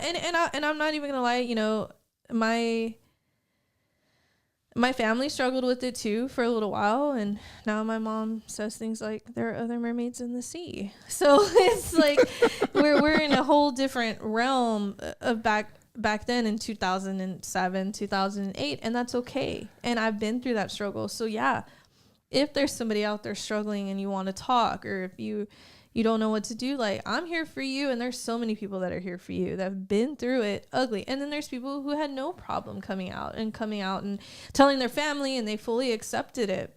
And that is phenomenal. It does not happen. Like, just like you said, for everyone, they're struggling. People struggle so internally with that, and it eats at them and it eats at them and it eats in them. And when I went to the University of Houston after graduating from bowling, I didn't want to come out, because I thought that they were going to judge me the way that the people in bowling did, like my friends in bowling did. And that's a big city. That's a big city. And my friend was like, my friend Amanda. People would be like, shit, come on, man. I know, my friend Amanda Bell goes, Christina, nobody cares. Like, well, my bad. And then I had a great time in college. So it was something. So, I mean, just going back to that whole struggle and what us as a, you know, community go through is hard. It is so hard sometimes. It's so hard to do normal things that everybody else gets to do, or just to be in public. And I feel so deeply about it. And that's what kind of drove me to say what I needed to say. And I mean, I know I talked to Justin J, who also played keyboards with her, and he also, you know, he left the band for the same reason. And I wouldn't say it was even that, because it really wasn't that. Like, it really, I don't think that Stephanie and them have any ill will towards anybody at all. I think it was just, for me, it was personal. And it was personal because of the situation that I was in. And that is the core of it, and nothing more. And you know what's good about you saying that is that you understand that. You see it that way. I do see it that way. Instead of it could be easily, you could easily say it a different way, but you're saying it. No, you know. And I mean it that way. Yeah, though. no, I'm not just saying it that way, because I do believe that. Like, I never once felt in 10 years unloved or unaccepted. Never, not one time. And I appreciate that so much. It makes it made my heart feel so warm to know that I was at home. You know, this was my second home. So this whole thing that happened, again, it was based off a situation that was going on. And I can see how I was disrespectful. I can see how I crossed the line. I can see how I did things that maybe I shouldn't have. And I take fault for that. I'm not going to sit here and say, whatever, you know, like, no, I will take full responsibility. And again, going back to, but what I learned is that, you know, this isn't an okay thing for them personally, and that's okay. That's their choice, but it's not something I want to be a part of. I got you. No, that like you said, man, you hit the nail on the head. You know, stuff happens for reasons. It does. And here we are. We have La Fabulosa on Bumpers Wacky Wednesday. So my next question for her is, will her bass drum ever have the Fabuloso? It did way back when. You had it on there? The Fabuloso? I did. The cleaning thing? No. Oh my gosh. Nicole, that's what I'm talking about. Nicole, are you still watching? Nicole and Richard, are you still watching? I think you should put the Fabuloso logo on your drum, on your bass drum. I am not. So I can't remember if it was my birthday off the top of my head or what it was, but my friends Nicole and Richard made a logo of the Fabuloso cleaning product with La Fabulosa and my picture on it. And it was hilarious. I'm not even going to lie. The purple one on top of it. The purple one's the best. People go with it. The purple one. The purple one is the best. I think that would be cool. That would definitely, if I saw it, I'd say, hey, that's her drum right there. Yeah, it's hilarious. Manuel Oresti, if you're watching, design a new logo right here. Oh my gosh. No, it was for my birthday. Yeah, Nicole's on here. It was Nicole who made it. Nicole Reyes Valdez on here. And they're hilarious with Photoshop. They will send stuff all the time. But yeah, that one definitely, it was a famous post now. I feel like one of my all-time greatest posts for my birthday. But I did have my logo for a while and gained a lot of weight since then. So I don't know what that logo will look like now. Probably a little thicker. I was really young. And then I used to have Stephanie's logo for the majority of the years. And I like to buy drum sets. This is such a girl thing. And maybe it's not. Maybe the guys do this too. But for me, I love to buy drum sets that vibe with whoever I'm playing with. So they go with the vibe. Yeah, maybe not like the tour, because I know like drummers will buy a drum set specific to a tour. Because I'm not endorsed. I go buy everything from my own pocket. So do you use wooden drumsticks or do you use those like fiberglass? Oh no, I use wooden. And my drum stick company that I've used for years just went out of business. I'm real devastated. So do you have your own drumstick? Your own? No, and I should have applied for all that stuff years ago, but I don't know why I didn't.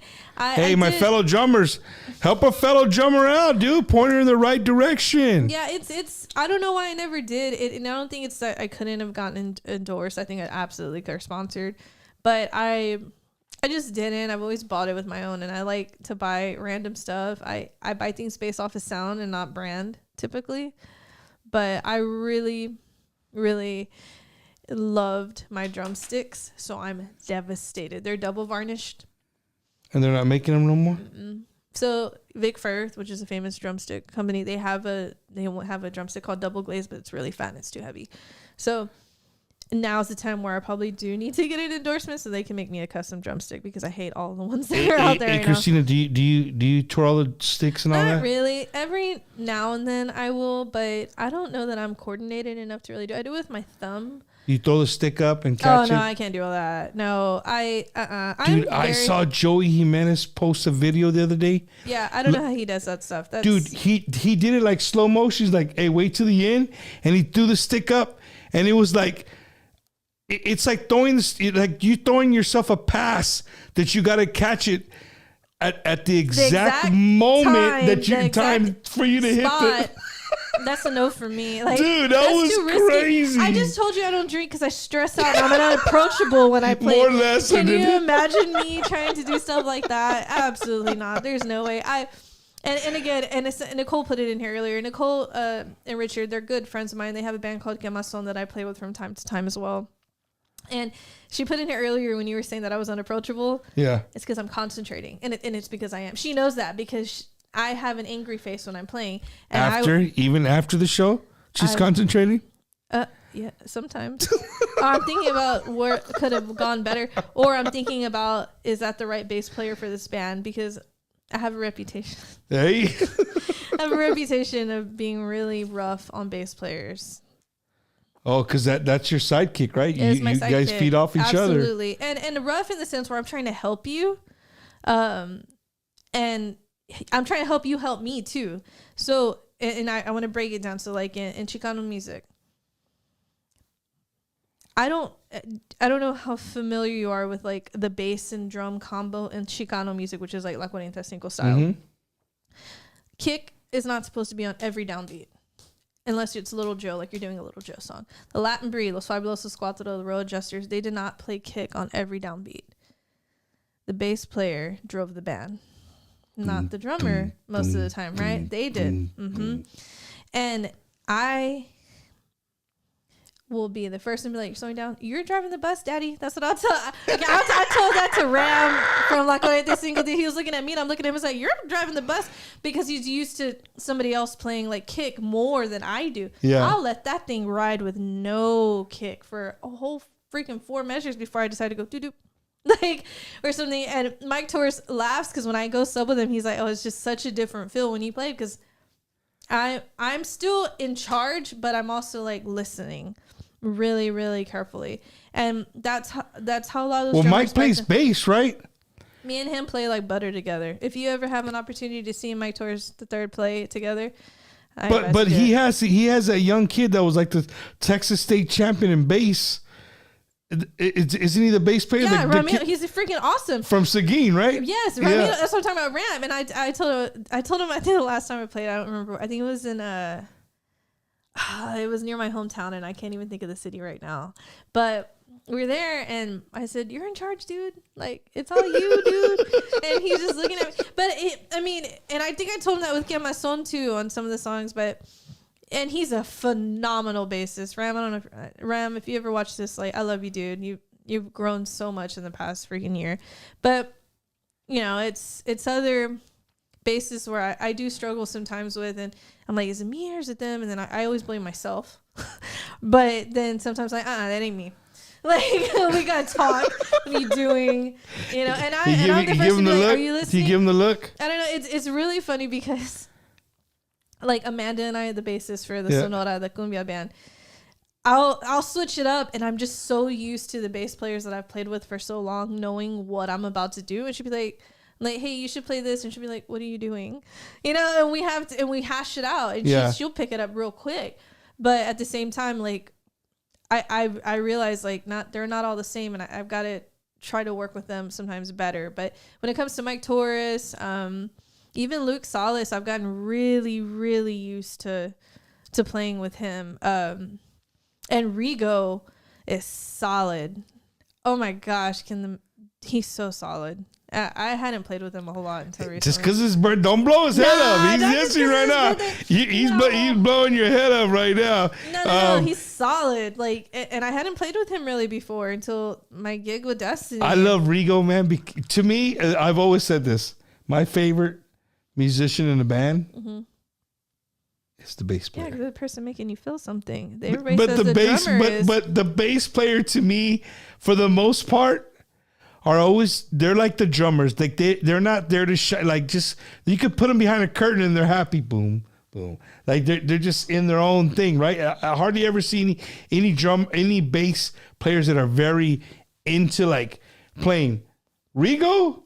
Oh, he gets into it. He gets into it. Absolutely. He really does. I love it too because it helps me when I'm getting lost on the song because they're still fairly new, but he's great, and he's a great leader. You know, him and Luke both, and Destiny, all three of them, they know their music in and out, and they can tell you the count that it comes in on. They can tell you.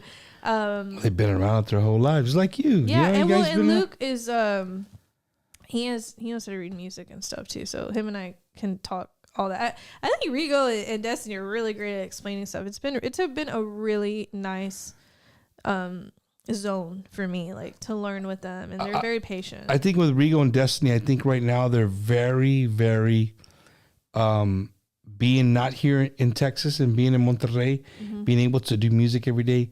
It's like that's their job every day. So they're on top of music wise. This is the most organized band I have ever been in. Really? Destiny's probably sitting there thinking, no way. I get an updated gig list. I can ask for it and I'll have it in the next 3 hours. I get the set list way ahead of time. And we're actually going to follow it to the best of our ability because I've already played a few gigs with them. We have set rehearsals ahead of time and how long they're going to be and where they're going to be at. And we stick to those times. And the rehearsal itself is very generalized. We're running down the songs. The song wasn't good. We'll run it again, and we're not, it's phenomenal. It's just such a change. And I think the fun thing about it so far is that they're in my age group. So yeah, I mean, we talk about on the show. We always talk about a young feel to a band. You guys are gonna have a young feel to your band. You know what I mean? Your accordion player. Oh, well. I don't know if he's still playing with us. Oh, no? Okay. I don't know. I think he's in and out. I'm not really sure. Like that's Destiny, fill us in. Who the hell is your accordion player? Anyway, while we're talking about that, been playing with us. I want to give a saludos to my buddy, tu amigo Pete, DJing. Oh, if you guys aren't following tu amigo Pete, make sure you follow him. If you have a lunch, I always eat in my car at lunchtime. I put on tu amigo Pete. He's always playing the badass jams at lunchtime. So shout out to tu amigo Pete.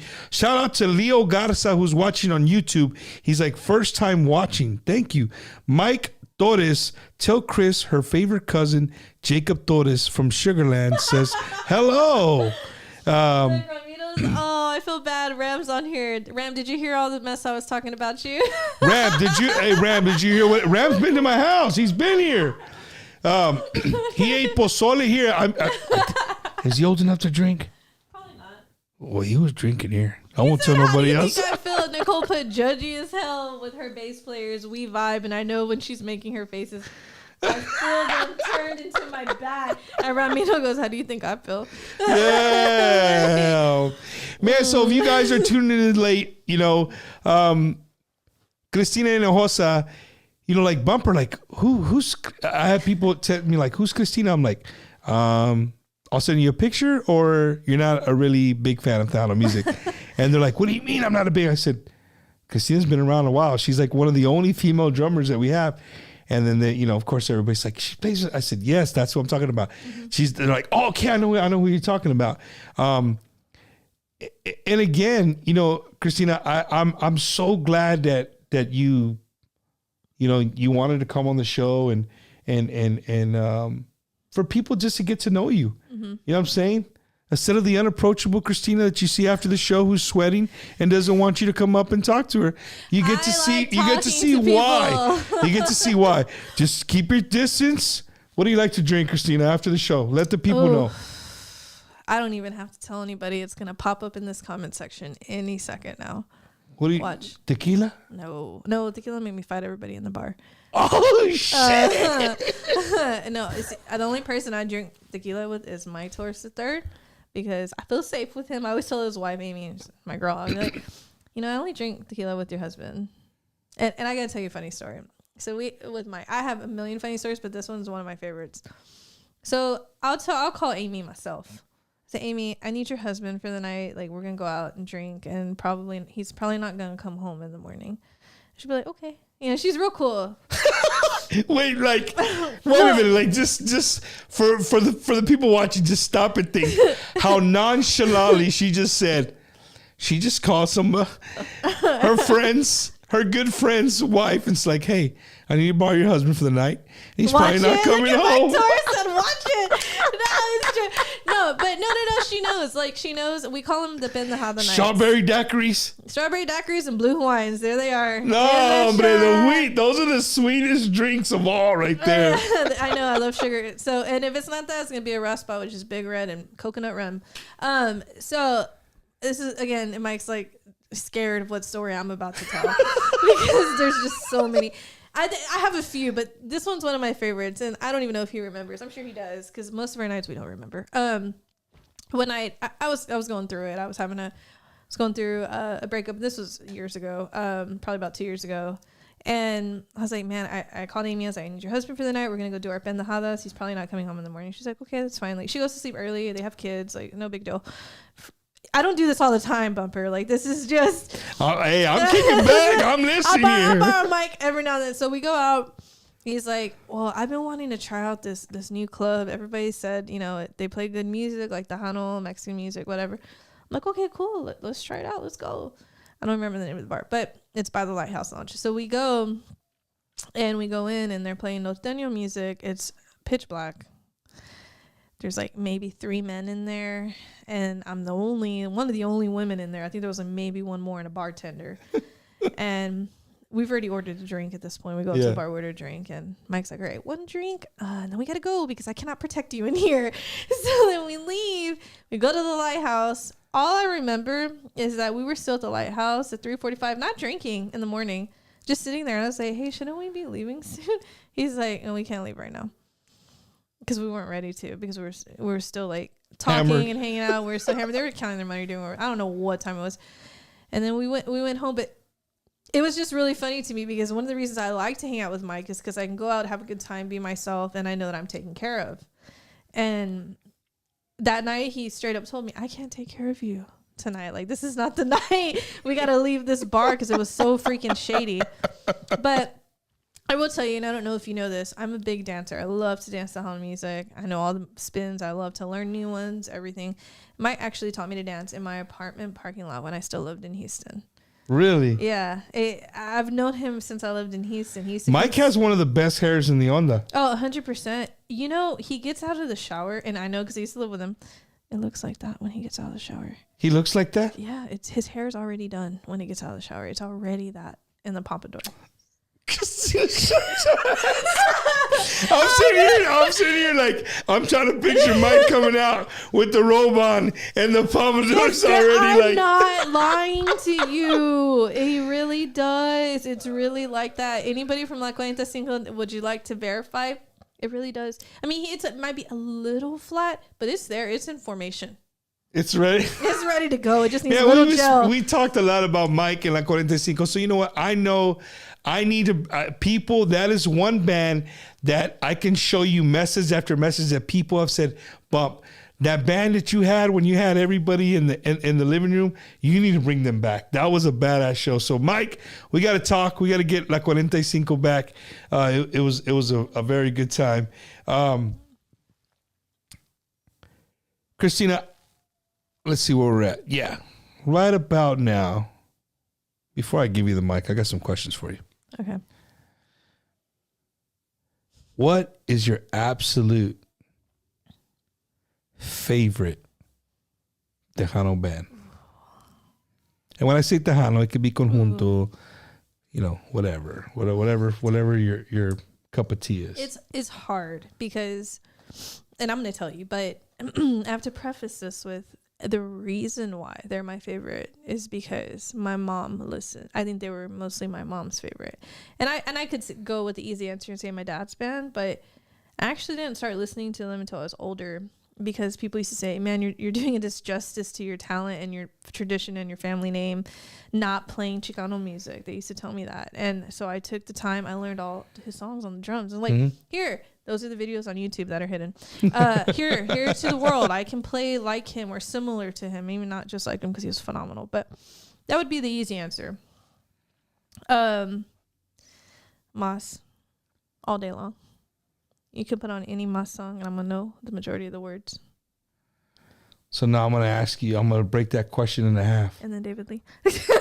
Mas. Mas, the old school Mas. All of it. The whole thing. Jimmy Gonzalez, Jimmy Mas? and Joe. My mom, mega fan. Not like creepy mega fan, but just on repeat. You know, and I could go back and say, again, I feel like that was more her favorite, and that's why it just kind of trickled onto me. You grew up on it. It trickled onto me, but if it was my choice, I mean, I'm a child. I was born in '89. I'm a child of the '90s. I have to say Selena. Like, I do have to say it. Yeah, for sure. And it's just because I grew up listening to her non-freaking stop with my cousins. And my cousins are all watching right now. When Selena, passed, they all drove to Corpus. I was too young. They all went and they were on TV. And yeah. we were devastated. Like, we're devastated. My grandma didn't tell me. She didn't want to tell me until we got home so I could, 5 years old, crying my eyes out. And I was at the Houston, I have to tell everybody this. I was at her last show at the rodeo. That wasn't her last show, but the rodeo. Yeah, the rodeo, the one everybody calls the last show. I was there 5 years old in my little Wranglers. So Grupo Más, your favorite group. Mm-hmm. What is your absolute favorite Tejano song? Oh, I don't know about that. I don't know that it'd be a Más song. No, it doesn't have to be.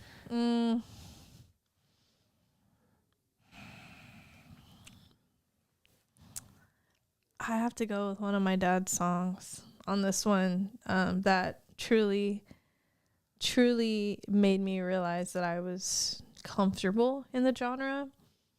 So, Pierta Linda from Los Fabulosos Cuatro, it was recorded with Joe Lopez singing. He was with my dad's band before Mas. And at the beginning of the song, there's like a little ride cymbal pattern with some cross stick and some toms and stuff. And it was a moment of aha for me because I was trying to learn it because Mike wanted to play it in the Groove Land Chicano band years ago. And I wanted to play it too. And I was learning it and it just became so natural. I played it exactly like my dad did without too much effort. And I could listen to it on repeat. That entire album with Eddie Perez singing, I could listen to on repeat. And I have a really good vinyl of it that I play pretty often. And that's why I stuck with the music, because I was do I want to keep doing Tejano music back then? Yeah. And then I just I went from Mike to Casey Zavala to Stephanie, and I was with Stephanie for a really long time. And so, I ask you those things because, nobody's going to come up. Well, I guess people would have come up to you and ask you that, but I like to ask my guests that because, everybody's different, right? Just because you're playing a certain style of music or whatever, does not necessarily mean that's your favorite. Hey, that's the vibe you're on now. That's who you're with. People always ask me, Bump, what's your favorite?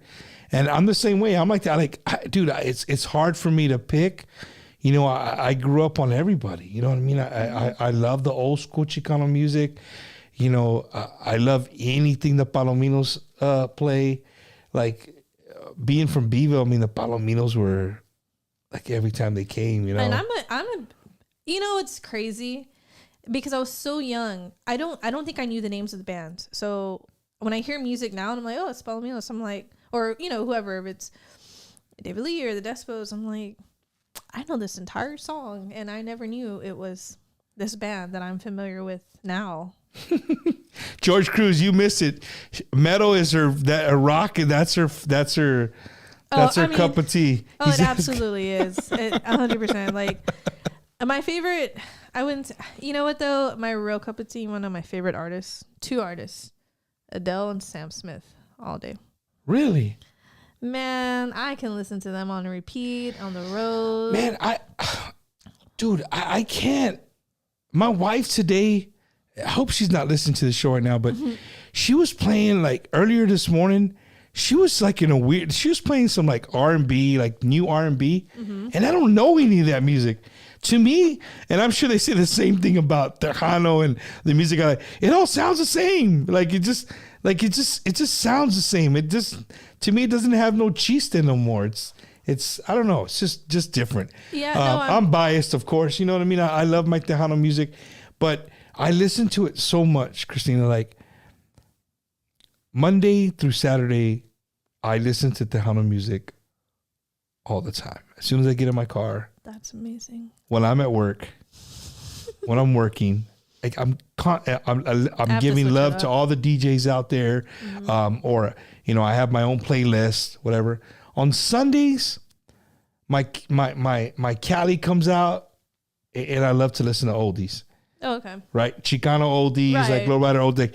That's what I love to listen to on Sundays. If I go on a long drive or whatever, My family will tell you, I'm Your Puppet is going to be those are the songs that I'll be jamming on a long trip. And I guess I didn't grow up with that. Like, it's so funny because the oldies that I know are whatever Mike Torres plays, because he grew up on that, and I didn't. Like, my mom, we were Bee Gees, the Eagles. We were that family, and again, more Tejano than anything, but my mom loves her some Bee Gees, and I do too. Oh my goodness. Like, guilty pleasure for me, for sure. I freaking love them. Angelica, Uncle said, I just made a face when you said you don't know R&B. Look, I love the 90s R&B, the 80s R&B, like maybe even some early 2000s. I just don't know some of the new stuff. Like, for me, it's just like, I don't know. Like, it just doesn't have, I don't know. I can agree with you on some of that, because The Weeknd just came out with I Don't Want to Know song or whatever. And it does not hold, to me. Yeah, he's talented. He's great. It's a cool version, but it doesn't hold accountable to the original one for me. And I can understand some of that. I really can. And the amount of sampling that's done in music now is unreal, to where I think they're running out of ideas a lot of times. But I think what I love about Adele and Sam Smith so much is that they're so raw. For sure. They're freaking raw. Adele is raw. And I think that's why people love her so much, man. On blast that you can relate to. And another one to add to that is Lady Gaga. Same thing. Raw. I got to see her in Vegas on her jazz show. That I got a jazz certificate from UTSA. That was my bread and butter at UTSA, which is why I relate so much to Chicano music, because it's very jazzy. Jazz. Yeah. And when I went and saw that show, I literally had tears in my eyes. Like, when you went to the show? Heck yeah. What the heck? Oh no, I'll cry at shows. Music can move you. And then there was Bruno Mars. That one did make me cry, but man, it was phenomenal. I got to see him in Vegas as well. So Lucky Joe talked about Bruno Mars last week. Was it Bruno Mars where you have to go and you have to turn in your phone? Oh heck yeah, it is no joke. And if that includes, like, if they even see you like looking at your watch or anything, they'll escort you out. I saw people getting escorted out while I was there. Well, she can record from your watch. No, but you don't know if you're recording audio or whatever. Bruno Mars walks onto the stage, and after he played one song, he started off with 24 Karat, and then after that he starts laughing. He's like, ha ha, like, I took your phones away. And then he made a song out of I took your phones away. Yeah, that's what Lucky Joe said, that he made a song that that Jesse Turner had told him he'd gone to the concert, and he was like, he made a song. But a lot of people didn't know what to do. You didn't have your phone. And you know what? I go to a lot of shows. This is my favorite thing to do when I'm not gigging. If it's not music, it's music for me. And like I told you, I was at a emo show on Saturday. I might record 5 seconds of one song, but for the rest of the show, I'm not on my phone. It's an experience for me. So when you say emo show, are we talking Doc Martens, High Water, hey, I almost wore Doc Martens black today. Eyeliner, heavy black eyeliner. Look at this. Absolutely. Seen hair. My hair is still to the side bumper. Oh my goodness, man. No, this is a real thing. Like, absolutely. Mosh pits. Stage diving. I mean, I don't do the mosh pits. I can't stand any of that stuff. I'm too violent to do mosh pits. Like, when those people run into me, I'm trying to fight. You're going to jail. and then your 4 tequila shots in hell. Somebody's going to jail, man. Yeah, but no, I love that stuff, and I live for it. And it really shaped a lot of my drumming, which I think is why it's made my drumming a little bit different than some other Tejano drummers. Yeah. I love that stuff. I recorded.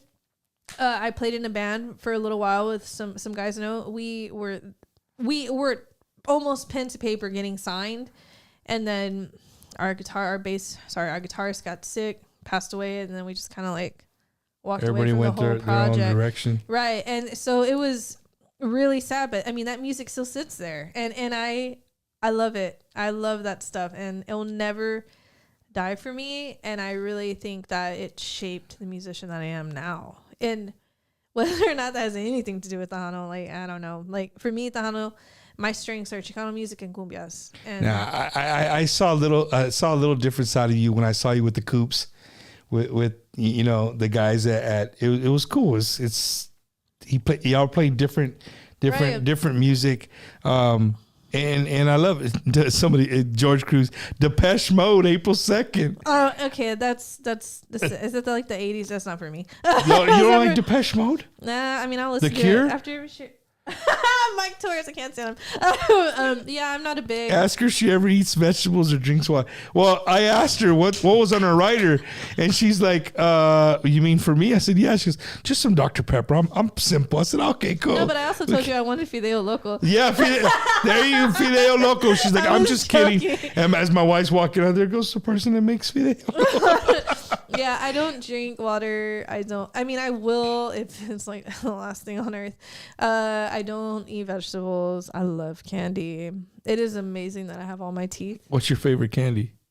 Probably Sour Punch or Sour Patch. Anything that has this literally just sugar. How about the Chico stick? That's old school. You ever had the Chico stick? No, it's the little brown thing in an orange package. Yeah. Oh, those are the little ones. But they used to have it was like an orange package. It's like peanut butter. It's like peanut butter with like a candy on the outside. Oh, I don't like peanut butter. Yeah. I don't like nuts either. Across the board. Oh my goodness.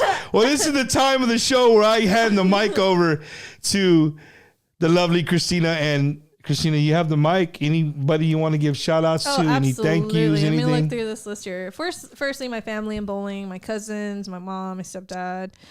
I don't know if my brothers are watching, but they're in Alice, and one's in Houston and one is in Corpus. Just I mentioned some of the people that were really influential to me growing up, and I did miss a few that were in the schooling part. So I had people who taught me natural stuff, which was really great. But Mr. Edge, Alan Edge, was my band director growing up in middle school and high school, and very patient with me, very loving, taught me what he could with what he had, essentially. Again, small school. Then when I got to college, I had some phenomenal professors, Dr. Wilkins. I had Mr. Fulgham, drum set teacher. I had Dr. Francis and Dr. Hamrick here at UTSA. Changed my drumming forever. Dr. Francis, I don't know. He just moved back to Texas, but that man made me work. He made me listen. He made me sing out loud. He would make me sing louder than when I was playing so that I could understand what I was doing and what I was supposed to be listening for and to. He taught me like that sound is most important, and I carried that, and then I had to learn like no, like impact is important, just as important too. So it's been, I owe a lot to him, and I don't say that enough, but even like I mentioned the people back home. I also, just friends that I've had for so long in this industry. You guys know who you are and who've been so supportive with me in the past year. I probably had the roughest year of my life. Yes, last year, like if you take Stephanie off the board, my mom was sick with cancer for a while. My grandmother passed away, and my mom's fine now. Miracle walking. And there were some people who were really there for me, and I appreciate that. You guys know who you are. So it's been my coworkers, Rentworks, property management. If you need a property manager, plug them in. Plug them in there if you're looking to buy a home. Property management. I'm the senior portfolio manager at Rentworks Property Management. We service 1,200 homes, and I'm also a realtor, so there's that too. And then also just shout outs to different parts of Texas. My family in the Valley, my family in, I believe, Illinois and Houston, all over the place. So I think that's really it. I am approachable, I promise, Bumper. And to the fans watching, please don't hold the Android against her. She uses cool Android. This phone is. Yeah, she has a stand that's like about two. I thought you were setting up a drums. No, hey, my mom bought me this. And listen, okay, I gotta tell you what. Let me tell you what something else. My mom, and my whole life growing up, my mom, she always bought me things for Christmas that were not typical. Like, okay, yeah, she would buy me maybe the gaming console or a computer or like a drum set or something like large. But the other gifts that she would decide to wrap were always quite strange. They were practical. And one year, she'll give me like groceries for my house and she'll wrap them for Christmas, or like things for my house. Like this year she gave me bag clips. Bag like for your chips. For the chips. she put them in a bag. Oh man. Yeah, she put them in a bag and put. That was one of my Christmas gifts. And in the years past, like, you know, she would buy I don't know, like just practical stuff. And this is one of her gifts. Hey, it's cool. It looks cool. Hey, yeah. Suzette Torres said, shout out to the viejas chingadas. Stacy Roxanne Favor said, Cristina, you forgot to shout out Dr. Pepper. Rentworks Property Management, whoop whoop. That's my boss. Let's see. Z Fold is the shit. It is. But I got to tell you, I'll be back at iPhone once this is paid off. There you go. There you go. It's been really helpful for reading music, but and just taking notes and stuff. But honestly, like what I paid for it for how much I use is not actually worth it. I got you. Hey, as you can tell. Oh, Arizona in the house. I'm a big iPhone or Apple guy. That's why I love you. I don't eat vegetables either. Now we know more about you. We love you, Cristina Hinojosa, and you are approachable. I am. I'm sorry. And I'm glad you told me that. Now I'm going to think about it all the time. But it's just because I'm sweaty. Like, I don't think I smell. The Sonora Hechicera, we had a gig one night, and one of the girls goes, man, somebody smells. And I was like, man, it's me. I was convinced it was me. And then I was like, Karen, come smell me. Is it me? And she's like, no, you smell good. And I was drenched in sweat, mind you. So it must have been somebody in the bar. It wasn't on the stage. But I'm just saying, like, that's how like self-conscious I am about my scent once I finish playing, because I get really sweaty. But you know, it's because all of this here gets really sweaty, and that's why. And that's disgusting. And then it's a velvet seat. Por el seat. Man, I want to thank everybody that tuned in this evening. Again, Wacky Wednesday. If this was your first time watching, we try to do this every single week. Next week in the studio, dude, we're having it's going to be the day after Valentine's, 3 days after my birthday. Angelica Alcocer is going to be here. Ooh, very nice. With a new band. Yeah. And they're debuting a brand new song from that band. So it's going to be if you guys, I'm telling you right now, make sure you go buy your beer now, save some for the Super Bowl, save some, put it on ice. We're going to have, Christina's the only one that didn't play her instrument since we started the show in 2023. We've had everybody play live except drums are not fun to listen to. She's like, you didn't tell me to bring my drums. Oh, you know what? I do want to plug one more thing because I think this is really important. I teach at a nonprofit. It's called the Network for Young Artists. I don't know. It's some of the guys who run on the board here are Tejano people. They're Onda. Mm-hmm. And I teach group classes. If you are, you don't even have to be struggling. It could be anybody. If you have kids and they want to learn an instrument, it's in a group setting though. It's not private lessons. This is the best program I've ever seen. You pay $25 a month for your student, for your kid, and it's unlimited lessons. So you could literally take your kid Monday through Friday. There's drum lessons that I teach. There's guitar, there's ballet, there's piano, there's vocals, there's the band. They have like 2 little bands that you can audition with. But do they have to meet? Is it like there's no income requirement, no nothing. It's a $25. nonprofit. $25 a month. Okay, so when we're done here later on, you got to text me all this information. I want to put that on future shows. That'd be really phenomenal, and it enriches the youth. I have 4 classes right now. I just started in November, so we're building up. This school unfortunately had to shut down during COVID for obvious reasons. They're building their kids back up. Isabel Marie Sanchez is a product of their school. So there's some heavy hitters, some heavy local musicians who have go and show their time there, and that grew up in this school and learned to play their instruments. Everybody who teaches there is a working musician of their craft, and no one's there to be rich as teachers. We're all doing this because it is a nonprofit. We're all doing this because we want to enrich, the San Antonio kids.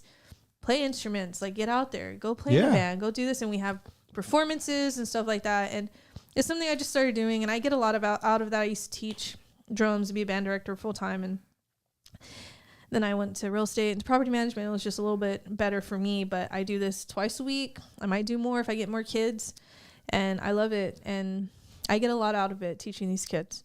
So I knew there was something more special about her. That's awesome, dude. I'm really passionate about somebody who goes out there and helps the youth. You know what I mean? A lot of people see Bumper Gomez and they see me as like, okay, I just host a podcast, right? Mm-hmm. You might know a little bit more about me. You know, I'm a retired Marine, blah, blah, blah, blah.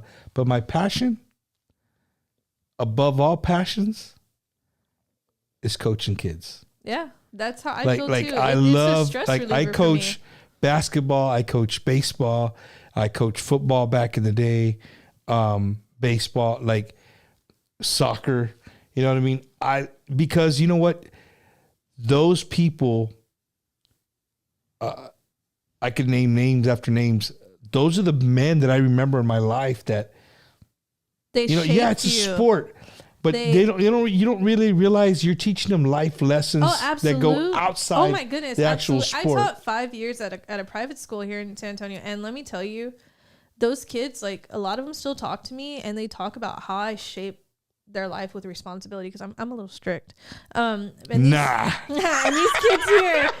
kids here, you know, it's different, you know, and I've thoroughly enjoyed it. You know, I've got parents who are single moms, and you know, private lessons are expensive for music. If you want a good teacher, you're gonna pay money. Like you're gonna pay good money. Good money, yeah. And $100 an hour and shit, right? Some people, yeah, I used to charge $50. You can't. That was worth it.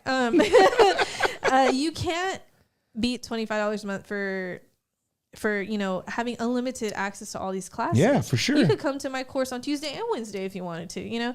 That's awesome, and man. it's for kids and for the kids, you know, up to teenagers and young adults, like in their early 20s maybe. But it's a wonderful program. Again, we're still building, and the more students we get, the more we're just trying to recruit and show how amazing this program is, and the facilities as well. You definitely need to give me all this information because I definitely want to promote that on the show. And one more fabulosa fact. There was a guy by the name of Joey Rodriguez who just passed through the comments. Oh. He said you played with David Lee Garza and Friends on the album.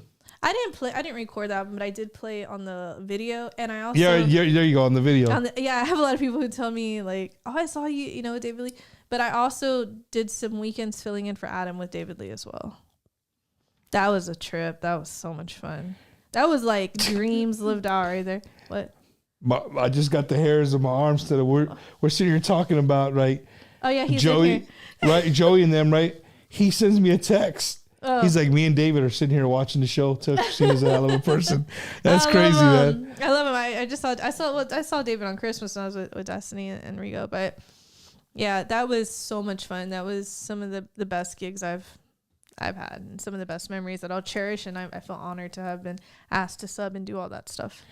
Well, Cristina, I'll tell you this, man. It's been my honor and my privilege to have you here in my home and to get to know you a little bit better. Behind that baby smile you gave me. And it's weird because I get a vibe like I've known you now forever. That's how I feel. Yeah, I'm approachable. Right? Yeah, there you go. You're approachable. But, you know, all I'll tell you as a fan of music is continue to live your dream, man, because like I told you, no matter what life has thrown you your way, you know, your lifestyle, everything, music has seen you through. It's been the constant. Yeah, it's forever. Been the constant, and it's seen you through. So and so many people don't understand that, and it's the constant. It is the thing that keeps me happy and keeps me going. It's the reason sometimes why I wake up every morning. I'm like, man, like I want to practice, you know, or I want to do this. I want to learn this song today, and it keeps me going. It keeps a lot of people going. And that's why, again, going back to the kids, like I feel like let's enrich them with Tejano or with rock or whatever they want. Just something.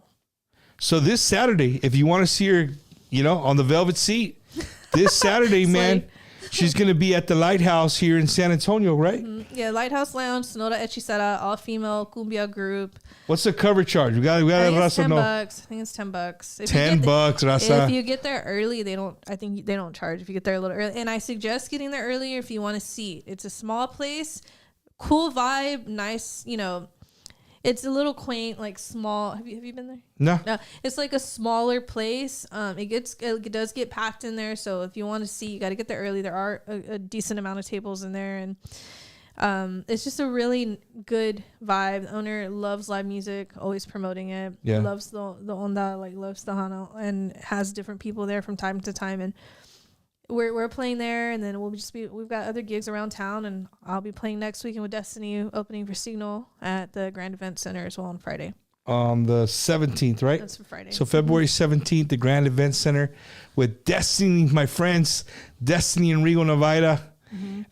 Opening up for Grupo Signal should be a great show, man. To everybody watching, to all of Cristina's family, I know her tias, her tios, her cousins, they were out. No, but all your friends that were watching. If this is your first time watching, thank you guys so much for hanging out with us. For Wacky Wednesday. Again, this is what we do every single Wednesday. If you have something if you have nothing else to do on Wednesdays, 7:30, man, tune in on Facebook, tune in on YouTube. It's live. What you get is what you see. Next week it's just gonna get. It's going to get going. You know what I mean? We're going to have people. Angelica's awesome. Angelica is super, super awesome. Phenomenal singer. Very, just awesome. She's just awesome. Tweet will be here. It's just going to be a good time. Make sure you have your cold beers ready because we're going to laugh. And they're going to jam. They're going to jam. So I hope you guys are ready for that. Everybody watching, to all the people in radio, all the fans, everything, go out and support Cristina. Support La Onda however you can. They appreciate it. Absolutely. Do you sell any Fabulosa gear? I don't. I don't know. I've never really. Again, this goes back to my endorsement. It's just kind of whatever. Manuel Oresti, right here. Check her out. She needs a logo. Hey, I'm gonna need a Destiny logo. There you go. A Fabuloso logo. She can sell her T-shirts. And again, guys, just go out there and support La Onda. Support Tejano music. Thank you, Cristina, so much for coming. I know you could be doing 100 things on this Wednesday. Me. It was a good time. Was this your first podcast? I did one a while back. It's been years though, and this one was way more fun. Well, it was. Everybody says that until they go on another one like, oh yeah, this is the I'm just messing with you. And I don't do them often. I'm selective. I'm not gonna lie to you. So I'm a little selective. So I appreciate you having me on here and listening to me talk about my sweat and my seeds and all kinds of stuff. So the back of the shirt needs to be the velvet seat on the back. On the back, man. So again, if you see her out there, she's smiling. Strawberry daiquiris, right? Blue Hawaiians. Those are her drinks. Make sure she has them next to the drum set, ready to rock and roll. Hey, if it's one of those days, she'll take a cold Dr. Pepper. Yep, every day. Right? I do every day. Cristina, thank you so much. Again, if you guys want to hang out, I'm going to be going straight from here. I'm going to Thirsty Horse. Go support my buddies, the Solis brothers, out there. Maybe do a little two-step in the vans. I don't know. We'll see. But you guys have a wonderful, wonderful, wonderful, wonderful week. Again, be safe this weekend. Who do you got Super Bowl Sunday? Rihanna. What do you mean? Wow. That's who I have is Rihanna. Super wow, dude. Hey, I used to work at Energy Stadium. I'm a Texans fan. Don't make fun of me. I'll come for you if you come for me. Sorry. Well, 2 Texas high school quarterbacks going at it. I don't care about any of that. If I had to choose, I guess the Chiefs, really, because it's the only thing I know anything about, thanks to Emmy and Emmanuel. Kind of, but just because he always has orange and red or whatever. Their colors are yellow, red, whatever. But Rihanna. All day. I got you. A lot of people are waiting for Rihanna. Well, that was Wacky Wednesday today. Cristina Hinojosa, La Fabulosa, one of the only female drummers in La Onda Tejana. Thank you guys so much. Thank you everybody so watching much. On her behalf. Thank you guys. Have a safe Super Bowl weekend. And don't forget, Sunday, February 12th, Bumper Goma's birthday, man. Happy early birthday. There you go.